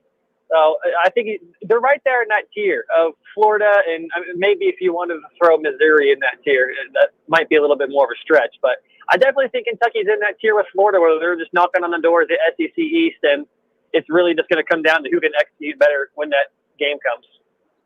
And Chris, I mean, I do agree. When you look at the fact that Kentucky, they get up for Florida, game. I mean, year in and year out. how are they able to, how are they going to have to be able to maintain that level of play when they're not playing Florida? Because the thing is, obviously, Georgia is going to be the team to beat in the East, but Kentucky plays arguably the second best team in the East, about as good as anybody year in and year out. How do they maintain that level of play when they're not playing Florida? I think definitely the coaching staff should get a lot of credit for that. They've experienced. Mark Stoops has been in this program for I can't remember exactly the year he's joined, but he's been here for a long time and established a culture here that the players definitely feel some pressure in living up to whenever it comes to game days and Saturdays. So the coaching staff, I think, gets a lot of credit. But also, like we mentioned with the beginning of this interview, the depth that Kentucky has now developed. That's something that just really hasn't been a thing except for the last couple of years with Kentucky. And that's why you've seen them take these steps, like that 10-win season in 2018 and even last year, even in the all-SEC schedule. They didn't over-exceed expectations, but I don't think they underperformed. So, and I think a large part of it is just because of that depth. They've got big boys up front in the trenches, and they've got 4-star prospects all across the field on both sides of the ball. Talent helps, certainly, when you're playing SEC opponents. Chris Leach, catspaws.com, joining us here on 3 and Out. Chris, really appreciate the time as Kentucky gets back at it today with spring practice. Thanks so much. Not a problem. Thanks for having me, guys. Appreciate it. Chris Leach joining us here on 3 and Out. And certainly it sounds weird to say, BJ, that, hey, people think Kentucky could be right there at 2, maybe 3 in the East because that's traditionally not where they've been. But that's what Stoops was brought in to kind of push that through. And get that mentality into that program. And, hey, if they can beat the right teams, they might win more games than the basketball team this year, which would be saying something, right? Well, and Stoops has done a really good job. Kentucky's established a brand of football where they're physical. You heard Chris talk about Darian Kennard. He's an All-American. I mean, he's going to be a first-round pick next year. And you think about guys like, Drake Jackson that have come through the last couple of years. This is a physical team. Defensively, Josh Allen is one of the great linebackers, edge players we've seen over the last decade in the SEC. They're going to hit you. They're going to get after you. They're going to have some defensive guys drafted coming up in the end of April, early May in the draft. But this team is good. I do agree with Chris. I think it's a good football team. I can't say, and I'll go back to this, you guys know I've been consistent, I can't say Kentucky's better than Florida. For me, when I look at the SEC East, I think it's Georgia, I think it's Florida, and then I think there's a pretty substantial gap. Now, that said, if you want to sell me on the fact that Kentucky's a clear number 3, okay, yeah, and there's no shame in that. I mean, I think Missouri's got a chance, as Chris mentioned, and as we've talked about. But for me, I still think it's Florida right there as the top contender to Georgia. But Kentucky certainly can make a case for being the clear 3 and a team that should feel like they can hang in there and play with anybody they step on the field against. I think it's going to come down to mentality for Kentucky. I mean, when they're not playing Florida, if they play Florida or they play the rest of the schedule how they play Florida, they're going to be a very, very dangerous team because in their mind, they don't care nothing about the streak. They want to be the team to say, listen, we don't think that team from Gainesville is better than us. The problem is they don't play up to that level of play, game in and game out. When they said Georgia's had their way with Kentucky, but I do agree, Kentucky is a scrappy bunch. Coach Stoops do not get enough credit for being able to do what he's done in Lexington. I think those guys got to keep moving forward. But BJ, once again, they're going to have to improve at the quarterback position because if not, it's going to be much of the same. Trying to make it a scrappy game for 4 quarters, hope that the other team makes a mistake. You're not going to win consistently like that in the SEC. Kentucky, one of the 3 teams back at it today, along with LSU and Georgia. We'll look at LSU coming up in just a little bit as well. We'll talk some Braves baseball coming up in about 15 minutes on the show as they are in the latter stages now of spring training. We'll talk with Jake Mastriani in just a little bit. He'll join us top of the final hour. It's 3 and Out all across the Southern Pigskin Radio Network.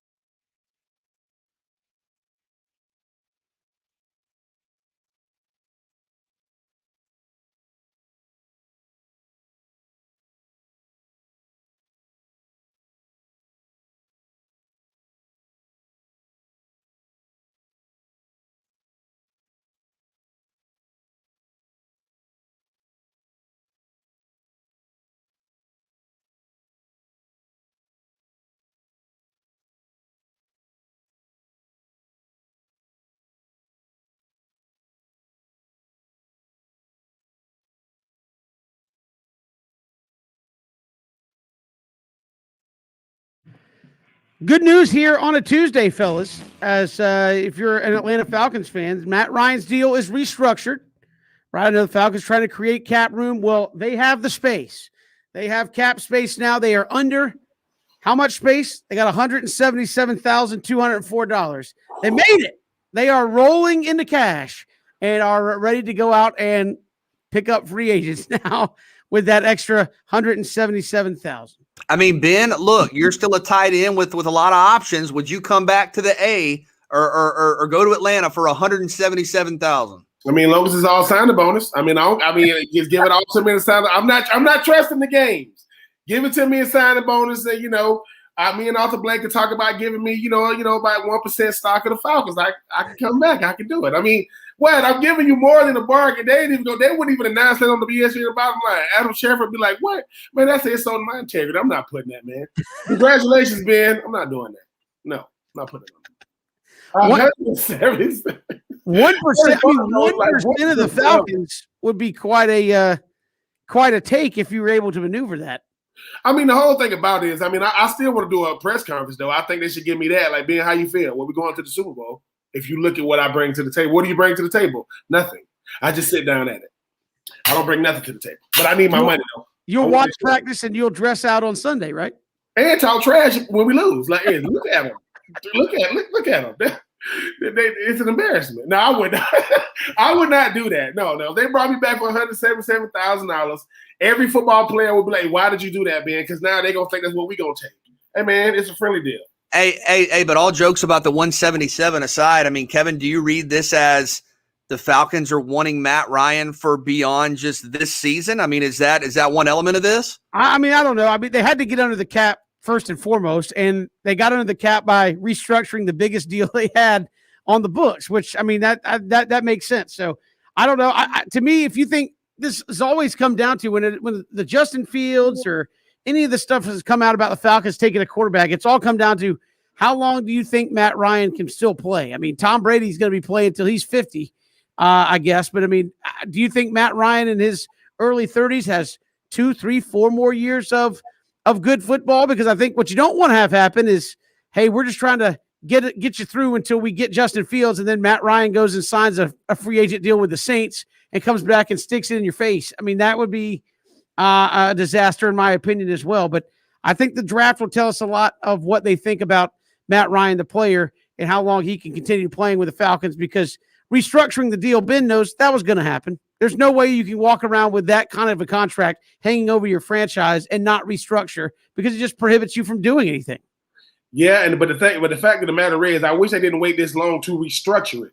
Let him sign the big deal within that next year. Just restructure. Man, the guy doesn't care how he get his money, as long as he get his cheese. I'm just saying, it's crazy. I've never understood that nonsense. Yeah, we've got more to come here on 3 and Out. We'll talk some Braves baseball when we return. Jake Mastroianni, Tomahawk Take, will join us here on the shows. The Braves coming up on about 2 weeks to go here till the season begins in 2021. It's 3 and Out all across the Southern Pigskin Radio Network. Don't forget, jump into our March Madness, our bracket challenge presented by Low Country Honda Dealers, and put your bracket up there. If you come out on top, you can win a 55-inch flat screen TV. Second prize, a Budweiser grill. Look up our bracket challenge there, ESPN.com, under ESPN Coastal Challenge. Final hour coming up next.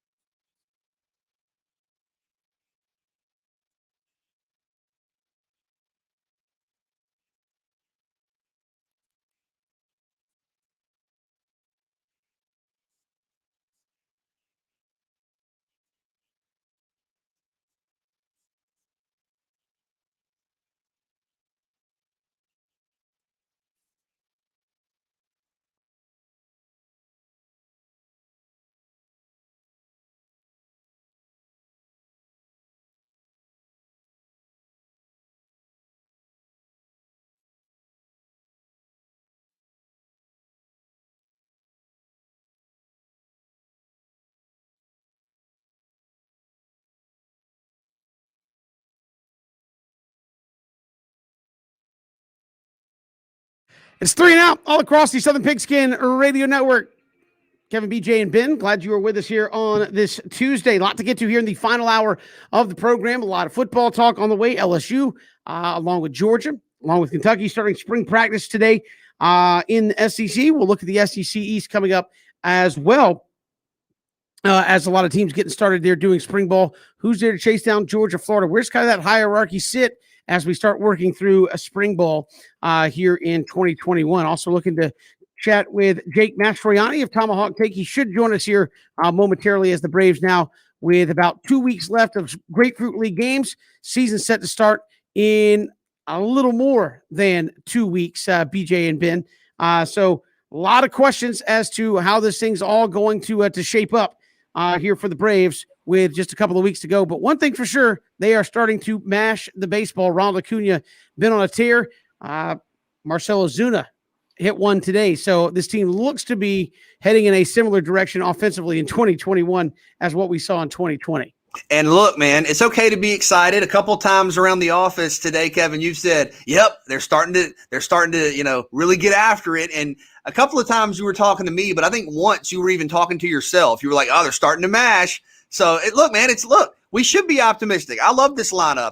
I think the possibility, like we've discussed and we've seen, of Acuna, Albies, Freeman, Ozuna. I mean, I'm going to take that against any four. And then guys like Dansby Swanson, Austin Riley having really good springs. So you take the numbers with a grain of salt, but I think there's reason to be optimistic. And Ben, yes, you can feel it when you're around Kevin. He's starting to pay a little more attention to the numbers. He's starting to count the home runs, and I get it. I'm here. I'm with him. I mean, I like that. I like the fact that Kevin is getting into it, because the thing is this. I mean, you're gonna have Kevin, you talking BJ off the ledge after the first, opening series of the year. But I do like the fact Kevin mentioned mashing the ball. We were going through the show meeting. Kevin they are mashing the ball, and it's funny, right?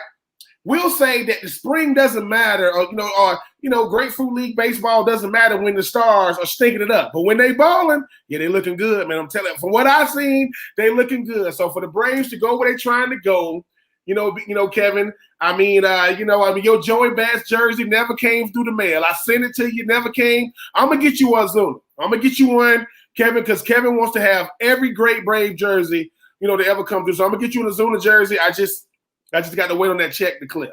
Once the check clear, I got you. But until then, keep checking the mail, baby. It's coming. It's going to be there. I do got your address. And yes, I might have stalked you a little bit. I do got your address. Okay. Well, you probably been hanging out with producer Jim a little bit too much there, if you've been able to find. But no, obviously a lot of things to look at here with this Braves team. Fifth starter. Could it be Bryce Wilson? Could it be Kyle Wright? I think that one could come down to next week when they each make their final starts or two to see which one they finally take until Mike Soroka is ready to come back.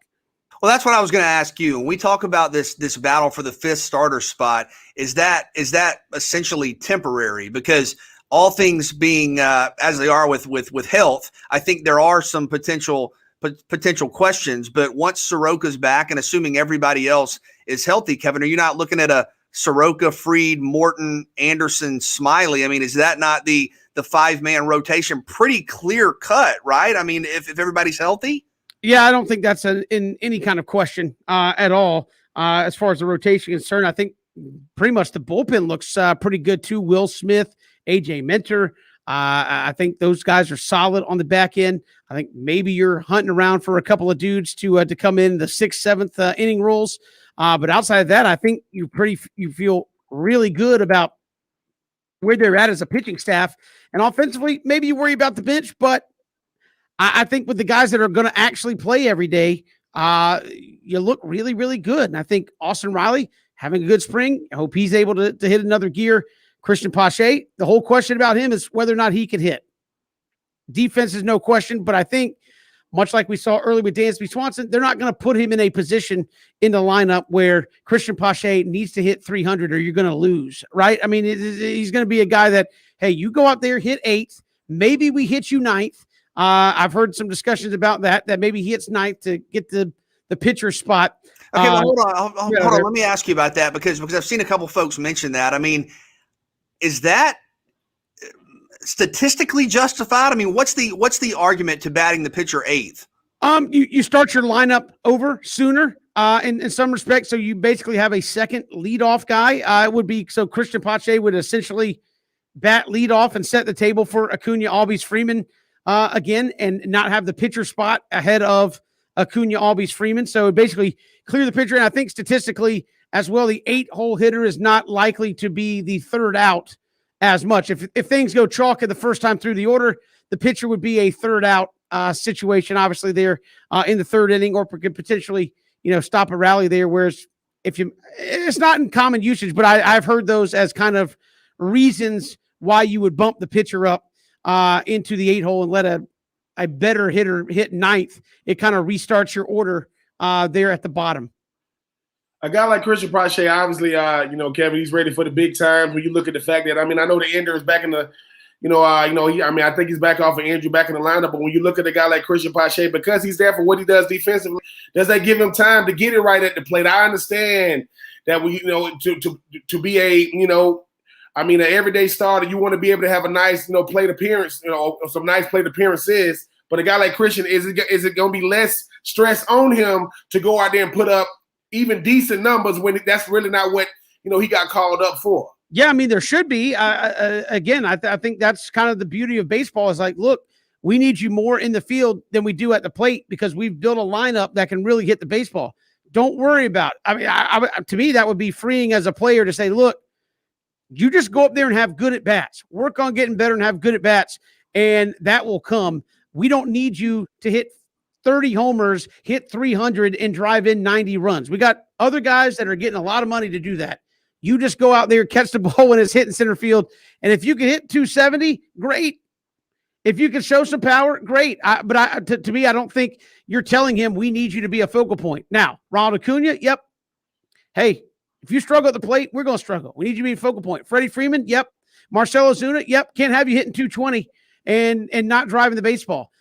Christian Pache, no, we don't need that from you. And I think that's not the case on every team, obviously, but it is for him. And for a guy that's your number one prospect that you're really trying to break in for the first time, to me, that would be a weight off the shoulders of him to not have to feel like you got to go out there and produce in a big way at the plate every single night for your team to win.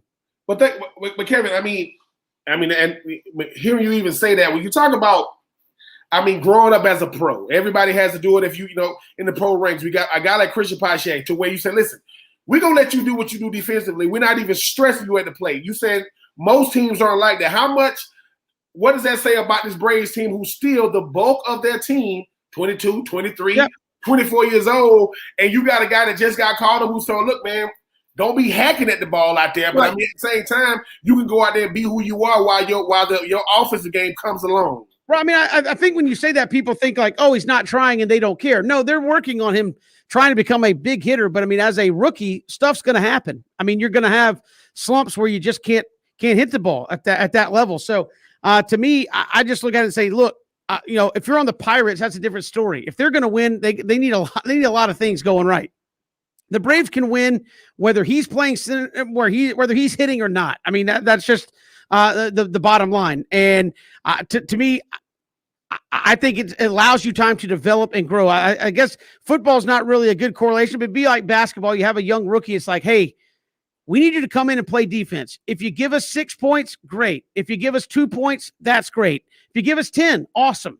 But we really need you to lock down and play D against their best guy night in and night out and let the offensive game work its way into your repertoire. I kind of akin it to that, what you see in basketball sometimes. Well, and when you talk about Pache and kind of the ability to ease his way in and rely on his defense and not have to deal with the burden of offensive pressure, I think it goes back to Marcell Ozuna and his re-signing. If the Braves had not re-signed Marcell Ozuna, I think whether he's ready or not, there's more of an offensive kind of burden by proxy placed on Pache. And that maybe makes his transition to the starting lineup more difficult because not only do you got to be out there and do you got to be good defensively, you got to do something offensively, depending upon kind of how the rest of the lineup looks. And now if you're Pache, man, Acuna's out there, Freddie Freeman's out there, Marcell Ozuna. In front of you in the batting order, you have the reigning NL MVP, the reigning NL home run and RBI leader, and a generational talent who's probably already shown to have Hall of Fame talent. I mean, if you're Christian Pache, you can kind of just take a deep breath, go out there and play. And that's why the signing of Marcell Ozuna was so important. Not only does it give you the guy who just led the league in RBI and home runs, but he takes pressure off of everybody else because he's a true cleanup hitter. If he's not great in the outfield, well, he has Pache and Acuna next to him. Okay, I think you can say handle this little corner, and these two guys will take care of the rest of the outfield. His offensive consistency and his power numbers take so much pressure off of everybody else, most specifically Christian Pache. Well, yeah, me and Kevin was talking about this one time. I like, Kevin, how many games can role players of baseball win? Like, oh, they can win you 5, 6 extra games just from them doing what they do as far as like their role, and that's sports. It's not just baseball. I mean, when people start talking about what makes a great team, role players. The stars are gonna do what stars do, but when the role players step up and do what they do, it makes it so that the rest of the team is more balanced. So yeah, I'm happy for Christian Pache. I'm happy that we got him. I think it takes the pressure off of him. Austin Riley was like, "Well, look, man, what about me?" Well, Austin, you're in a different boat, but at the same time, Austin isn't as great defensively as Christian Pache is. So I just think it's a trade-off. But you want to play in the big time on the major league club, you're gonna have to accept your role. You're gonna have to excel in it. Because BJ, you talking about Marcell. You talking about Ronald Acuna. You talking about Freddie Freeman. You got two guys in the top 10 of the best players in baseball. You got two of them, Acuna and and Freddie Freeman. So yeah, if you Christian Pache, if he can't take advantage of this opportunity, you ain't gonna get a better one than this. Period. I mean, like I said, there are rookies that come to teams. It's like they need you. I mean, Bryce Harper burst on the scene. It was like, there's not no waiting around, bud. You're the star. You are the guy everybody's waiting on. You must go out and produce. Mike Trout. I mean, you can go around baseball and name them. They show up. It's like there's no sitting back and letting it come to you. You are there to be the big timer. I don't think that's quite what they need Christian Pache to be, and I think that'll be a big relief to him as far as letting his offensive game develop and get better and better as the season goes on. We've got more to come here on 3 and Out on this Tuesday. LSU back at it. They're one of the teams that started spring practice today as well, and we'll take a look at them as they try to bounce back from a rough 2020 season. It is 3 and Out all across the Southern Pigskin Radio Network. We are streaming live at ESPNCoastal.com.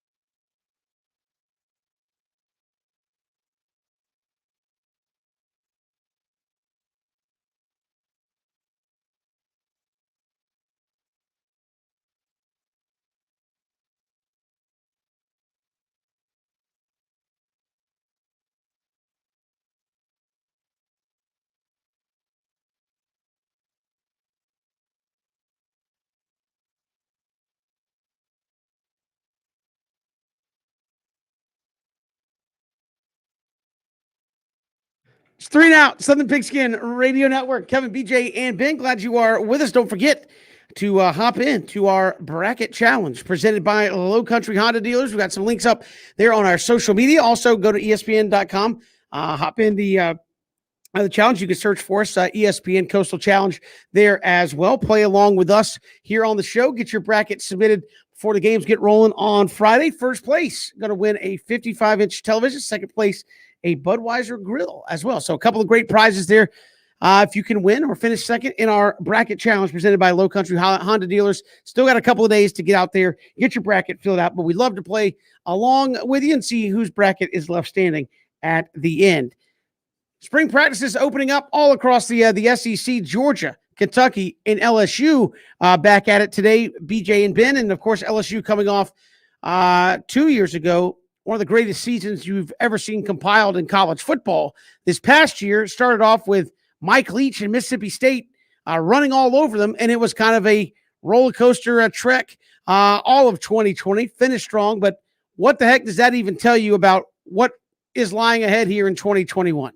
There's a lot of talent, and you're right. In terms of surprising games, that opening loss to Mississippi State, I think we all anticipated there to be a clear step back, just given the talent that you lost and the coordinators. But to give up 44 points to Mississippi State and to make KJ Costello, look like Dan Marino. And look, KJ Costello is a good quarterback, but he was putting up fantasy football numbers. I think we were all stunned. And to me, I think that sort of discombobulated things with the Tigers, a young team, young players. You had some hard to understand performances. The game against Auburn where you lost 48-11 was really perplexing. You couldn't get much going offensively against A&M or Alabama, understandably. You had the game where you couldn't score from the 1 yard line at the end against Missouri. But I do think the way LSU finished the year, guys, and Ben, I don't know if this is something you ever experienced during your career, but you had a bad season. But at the end of the year, you beat Florida and you beat a good Ole Miss team. I think that gives you some momentum. I'm looking at Max Johnson and Miles Brennan at quarterback. I'm looking at Kayshon Boutte at wide receiver. And people, what this guy did at the end of the year, he had 111 yards against Alabama. He had 108 yards and a signature touchdown against Florida. And then against Ole Miss, he had 14 catches for 308 yards and 3 touchdowns in one game. And this was in a heralded freshman season for Boutte, so he's going to be a star. You look defensively, you have the best player in the league, one of the best players in the country back in Derek Stingley Jr. You also have Eli Ricks and Jay Ward. You have a lot of talent in the secondary. I think the anticipation is with some scheme changes, you're going to be a lot better than you were last season, where you're really underwhelmed. I think you should expect more of a DBU type performance from LSU in the secondary. You have Ali Gay, BJ Ojulari coming off the edge as playmakers. Austin Deculus is back to lead the offensive line. I mean, Ben, there is a lot of star power, a lot of experience, a lot of former, 4-star, 5-star kind of accolade prep superstars on this roster. I think LSU is going to be really good. The thing about LSU, BJ, I'm going back, I'm going back 10 years. 2010, they was 11-2. 2011, they was 13-1. 2013, they was 10-3, 10-3, 8-5, 9-3, 8-4, 9-4, 10-3. 2019, 15-0. So we asked, and the thing is, in one of the best teams, collection of players we've ever seen, they're not going to duplicate that. And sometimes you're your own worst enemy. When you do something, they think that's the barometer. No, just because you have done it don't mean you're going to do it. You always going to have to do. You always staring at Auburn. You always got Alabama. You got Texas A&M. You got Ole Miss that has an offense that's going to be hard to stop. I think what happens is LSU is a team in the West that they put it all together. For one season, they put it all together. They had the quarterback. They had the running back. They had the DBs. They had the secondary. I think what happened last year was everybody left. Literally, everybody left. You had more guys. Listen, if the tight end that started, Thaddeus Moss, didn't get drafted, and the backup tight end did, that just show you the type of talent you had on the team. But I just think, BJ, you got to look in the mirror.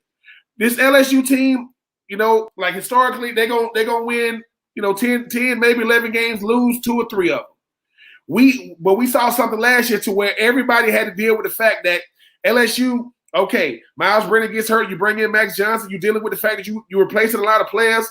There is no replacing Jamar Chase. There is no replacing, Jeffries and those guys, Marshall and those guys, and even Clyde Edwards-Helaire. I think what LSU is going to have to do this year is say, let's get back to basics.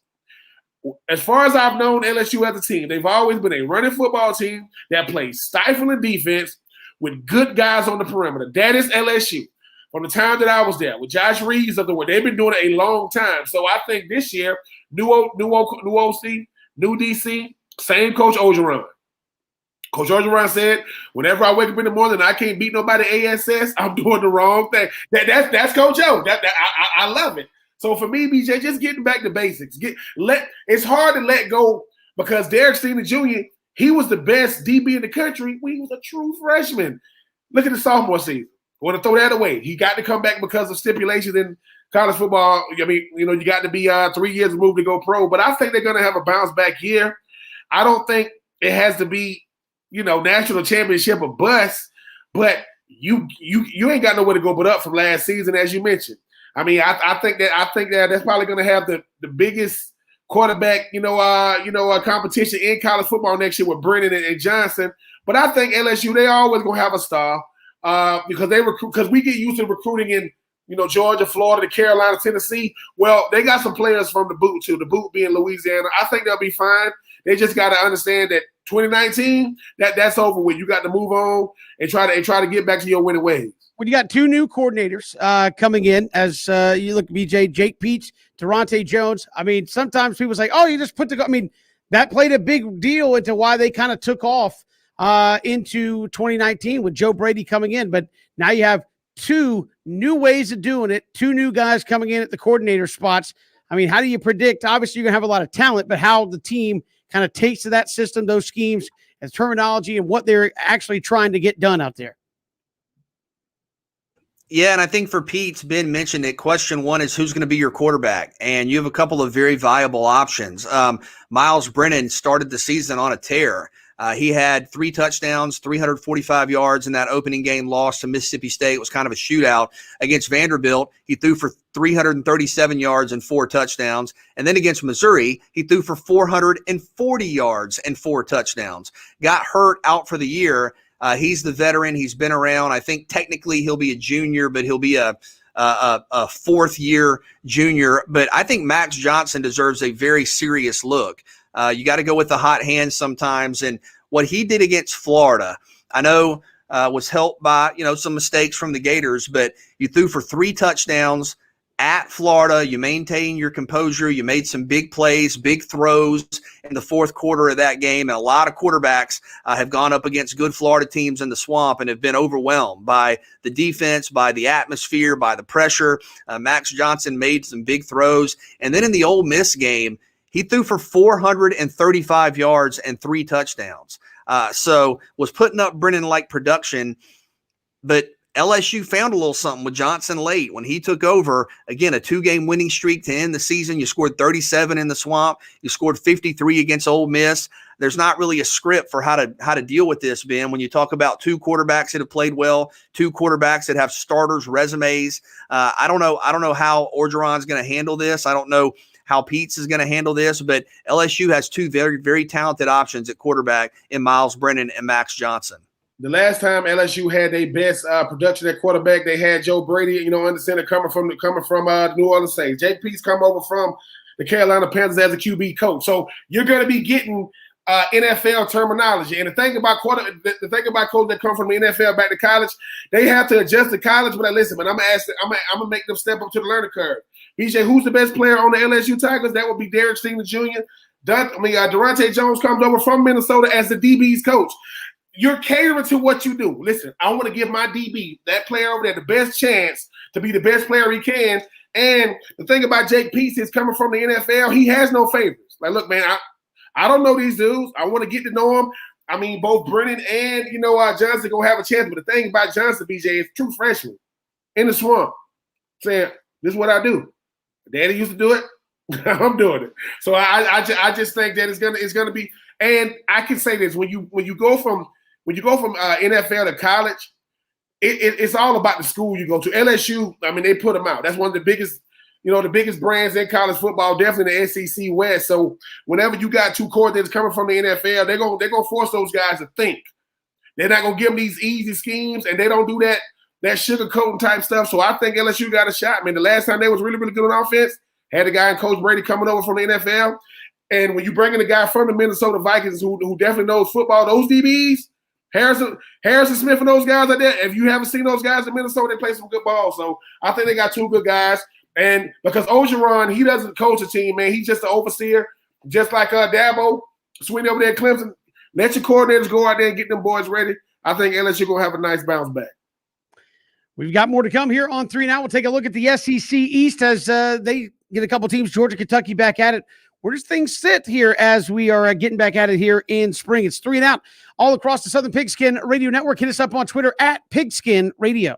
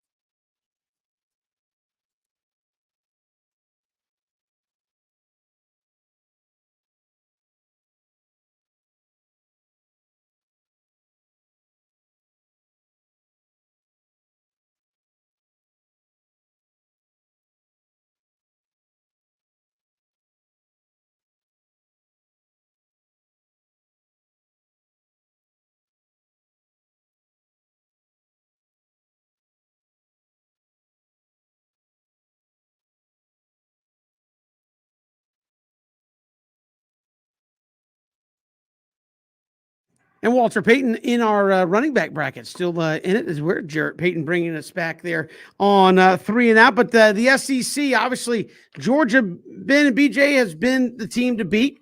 They still appear to be the team to beat. We talked earlier with Jay Caruso, UGAsports.com. I think Georgia feels confident where they're at in terms of winning the SEC East. I know Florida got them this past year, but I think Georgia's got that confidence. They're the team to beat. I think Florida's right there. Where do you see the East, though, shaping up after that? Because I know for a good while it was Georgia, Florida, and not much else in the East. The East is really down. Have they made any comeback at all? Where do you see this half of the conference right now? I think some of it's fluid. I do think, and I'll continue to say this until I'm proven otherwise. I do think that Florida is the clear top contender to Georgia. I can appreciate the high expectations for Missouri. I can appreciate the high expectations for Kentucky, and I think those are good football teams. I also think South Carolina's got some players that you better be aware of when you look at the SEC East. To me, it's going to be a rebuilding year for Tennessee, and then Vanderbilt. I think you're rebuilding as well. It's Georgia. But I think Florida's right there as Georgia's shadow. And for as much as Georgia fans want to say, "Oh, come on, man, we're far better than Florida." Well, you weren't last year. I mean, these two teams played recently. Florida won, and that's with Georgia having a 14-point advantage to start the game. And I get that Florida has to replace Kyle Trask and Kyle Pitts and guys that are going to be high NFL draft picks, Kadarius Toney, Trevon Grimes. I get it. But I think there's a lot more talent here than people are fully appreciating. And I think defensively, you expect Florida to be a lot better with the talent that's returning. I think offensively, if you can run the football even modestly well, that's going to make you a better football team throughout. That's going to have a ripple effect that positively impacts the entire team. Kentucky and Missouri are going to be good, and Georgia and Florida should know that. They shouldn't be surprised by that. You look at Kentucky, if they can get the quarterback situation figured out, you got Chris Rodriguez running that thing. Defensively, I think you'll continue to be good at the line of scrimmage. Darian Kennard is going to lead a physical front five. Missouri, Connor Bazelak was very impressive as a freshman. Can he take the next step forward? Trajan Jeffcoat back as kind of an all-SEC anchor along the defensive line. So those teams have reason for optimism. I do think that South Carolina is the team, Ben, that might show up on a Saturday and beat you if you're not ready. And the reason is star power. I would say South Carolina is sort of my X factor team, where they have a lot of questions, quarterback being one of them primarily. But look at the star power this team has. You're talking about Jordan Strawn, who led the nation in sacks last year, coming over to join a pass rushing unit that has Kingsley Enagbare, who was a first-team All-SEC defensive end last year. You talk about Jordan Birch, who was the 5-star recruit from a couple of years ago, who's there. You look defensively, I think South Carolina is going to get after you. And then you talk about the ability to run the football. Kevin Harris is as good as it gets in college football. Kevin Harris is a bona fide superstar at running back. You get Marshawn Lloyd back healthy from the injury. I think South Carolina's got a little something more than people realize. But for me, Ben, is Georgia, Florida, and then everybody else is vying for that number 3 spot, probably most specifically Kentucky, Missouri, and South Carolina, because I think you're going to have pretty substantial rebuilds at Tennessee and Vanderbilt.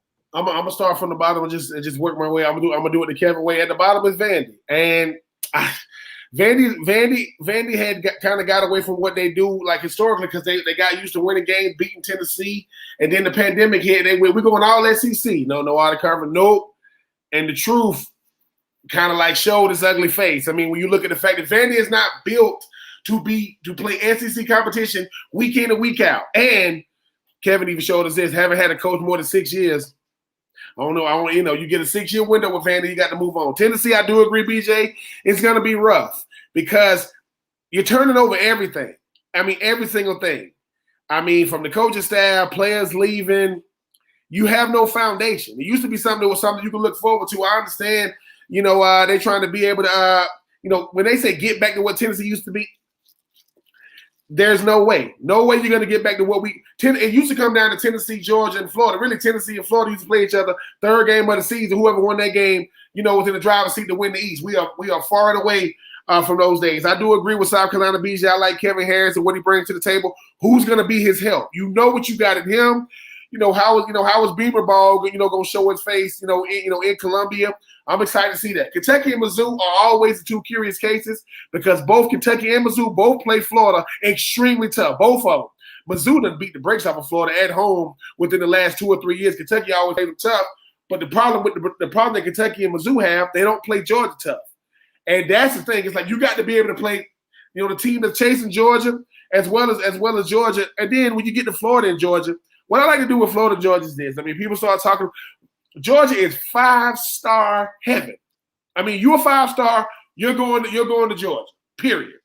In the East. The rest of the East might get 1 5-star together. They're gonna end up transferring to another school anyway. But I went back, BJ, to 2015. Here go the records. 2015, Florida went 10-4. Georgia went 10-3. 2016, Florida goes 9-4. Georgia goes 8-5. 2017, Jim McElwain's last year, Florida goes 4-7. Georgia goes 13-2. Then you go 2018. Here come Mullen, 10-3 for Florida, 11-3 for Georgia. 2019, 11-2 for Florida, 12-2 for Georgia. Then last year, 2020, 8-4 for Florida, 8-2 for Georgia. So as much as people think, ain't no way this can happen, it has been extremely close. And the talent gap, I think, is in Athens, but you can't tell. If you're getting all this talent in Athens and it's not showing, not true indeed, yes. In that span, Georgia has went to a national championship, won a Rose Bowl, won a Peach Bowl, won a Cotton Bowl. In that same span, Florida has went to an SEC championship game and lost, won an Orange Bowl, won a Peach Bowl. I'm just saying, when people start talking about it's going to be this miles and miles, I don't ever see that, because I just think that while Kirby Smart is definitely a better recruiter, I think Dan Mullen is a better developer of talent. In the last 20 years, Florida has had a Heisman Trophy winner and a Heisman Trophy runner-up. Georgia ain't even had a Heisman finalist. I'm just saying, and you got all these 5-stars coming through. So when you start comparing them, I just think that if Florida start recruiting halfway the way Georgia can, it's going to get ugly. I'm just saying. Well, I think right there, those are the two teams to beat in the conference, because as BJ said, nobody else is close. I think Kentucky might be sitting there pretty solid at 3.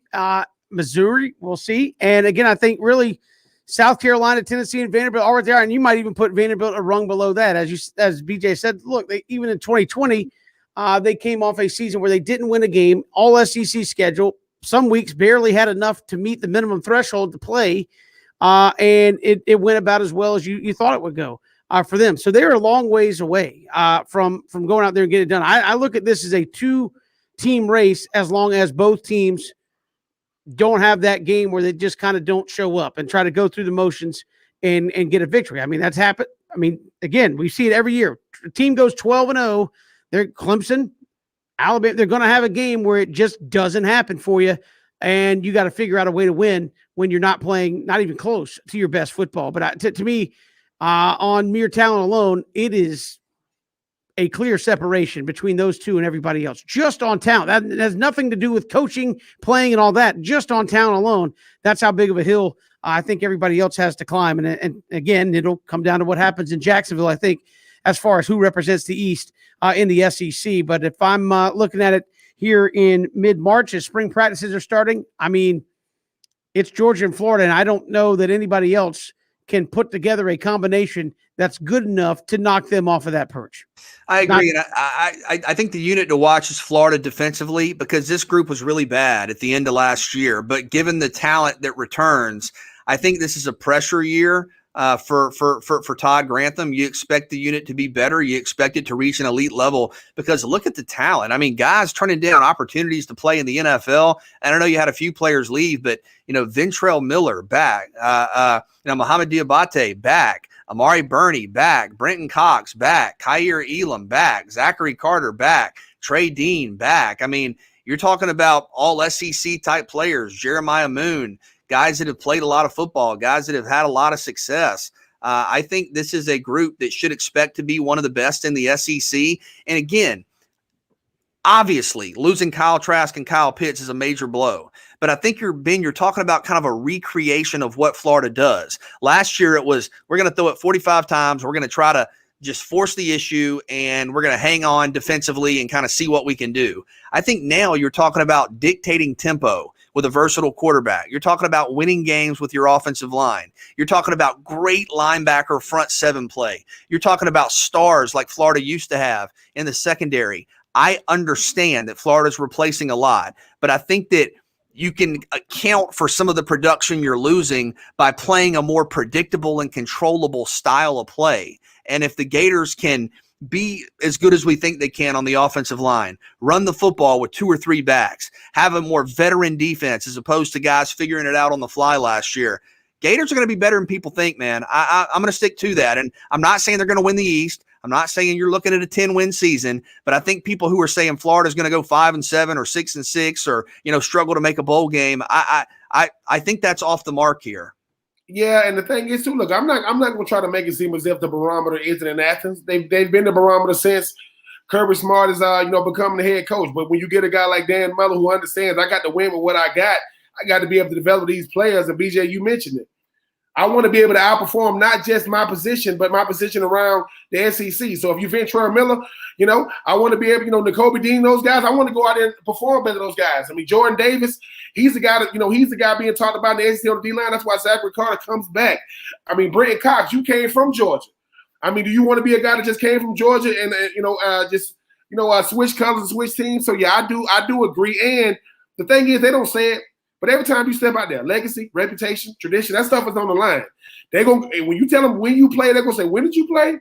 And if you play when McElwain was there, just hey man, I transferred. Good Lord, that was hard to stomach that last year. But I am looking forward to it though. They bring out the best in each other. And again, the SEC still going to put out some great football. The West still, I think, loaded.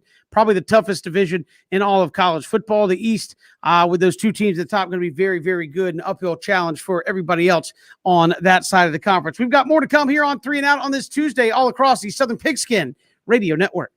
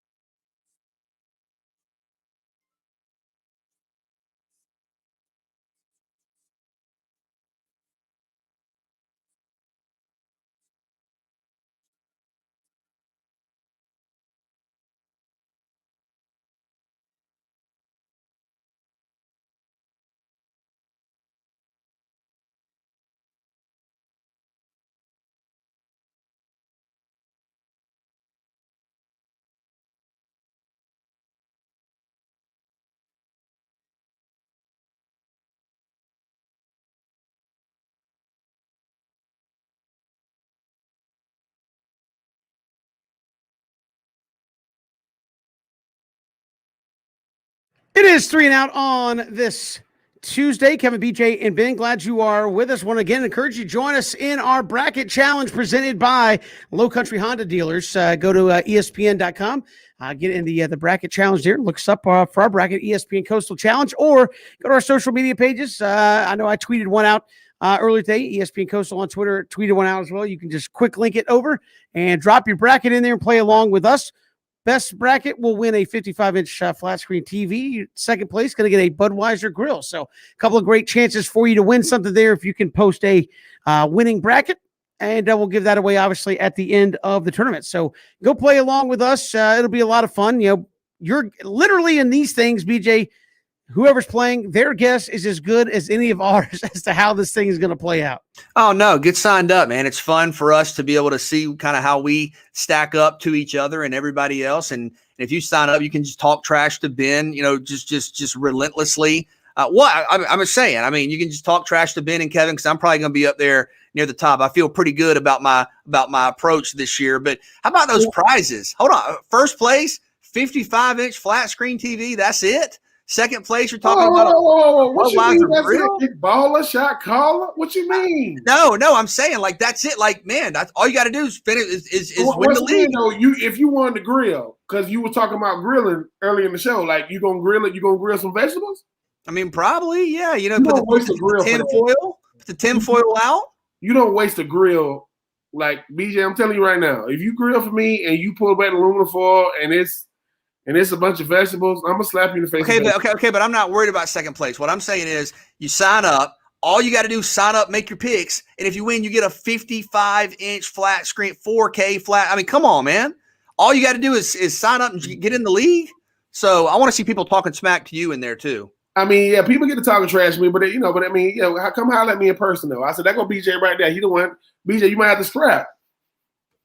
I don't know what that means. Are you gonna have Florida in your Final Four? No, I'm not gonna do what you think I'm gonna do. You freak out. No, I already told you what Florida's gonna do. Florida's gonna be like, hey man, I've never been to Indy.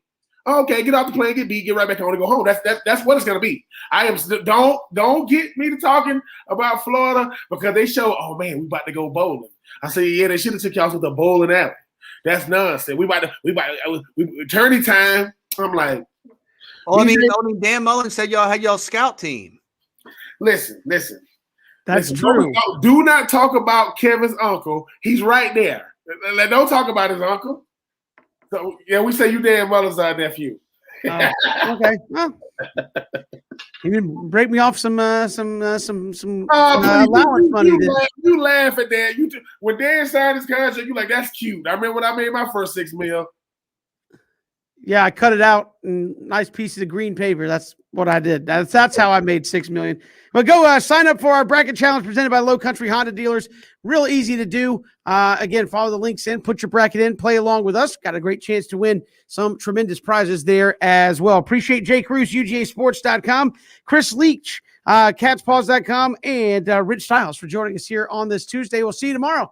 3 and Out all across the Southern Pigskin Radio Network. We are streaming live, ESPNCoastal.com, Facebook, Twitter, and YouTube.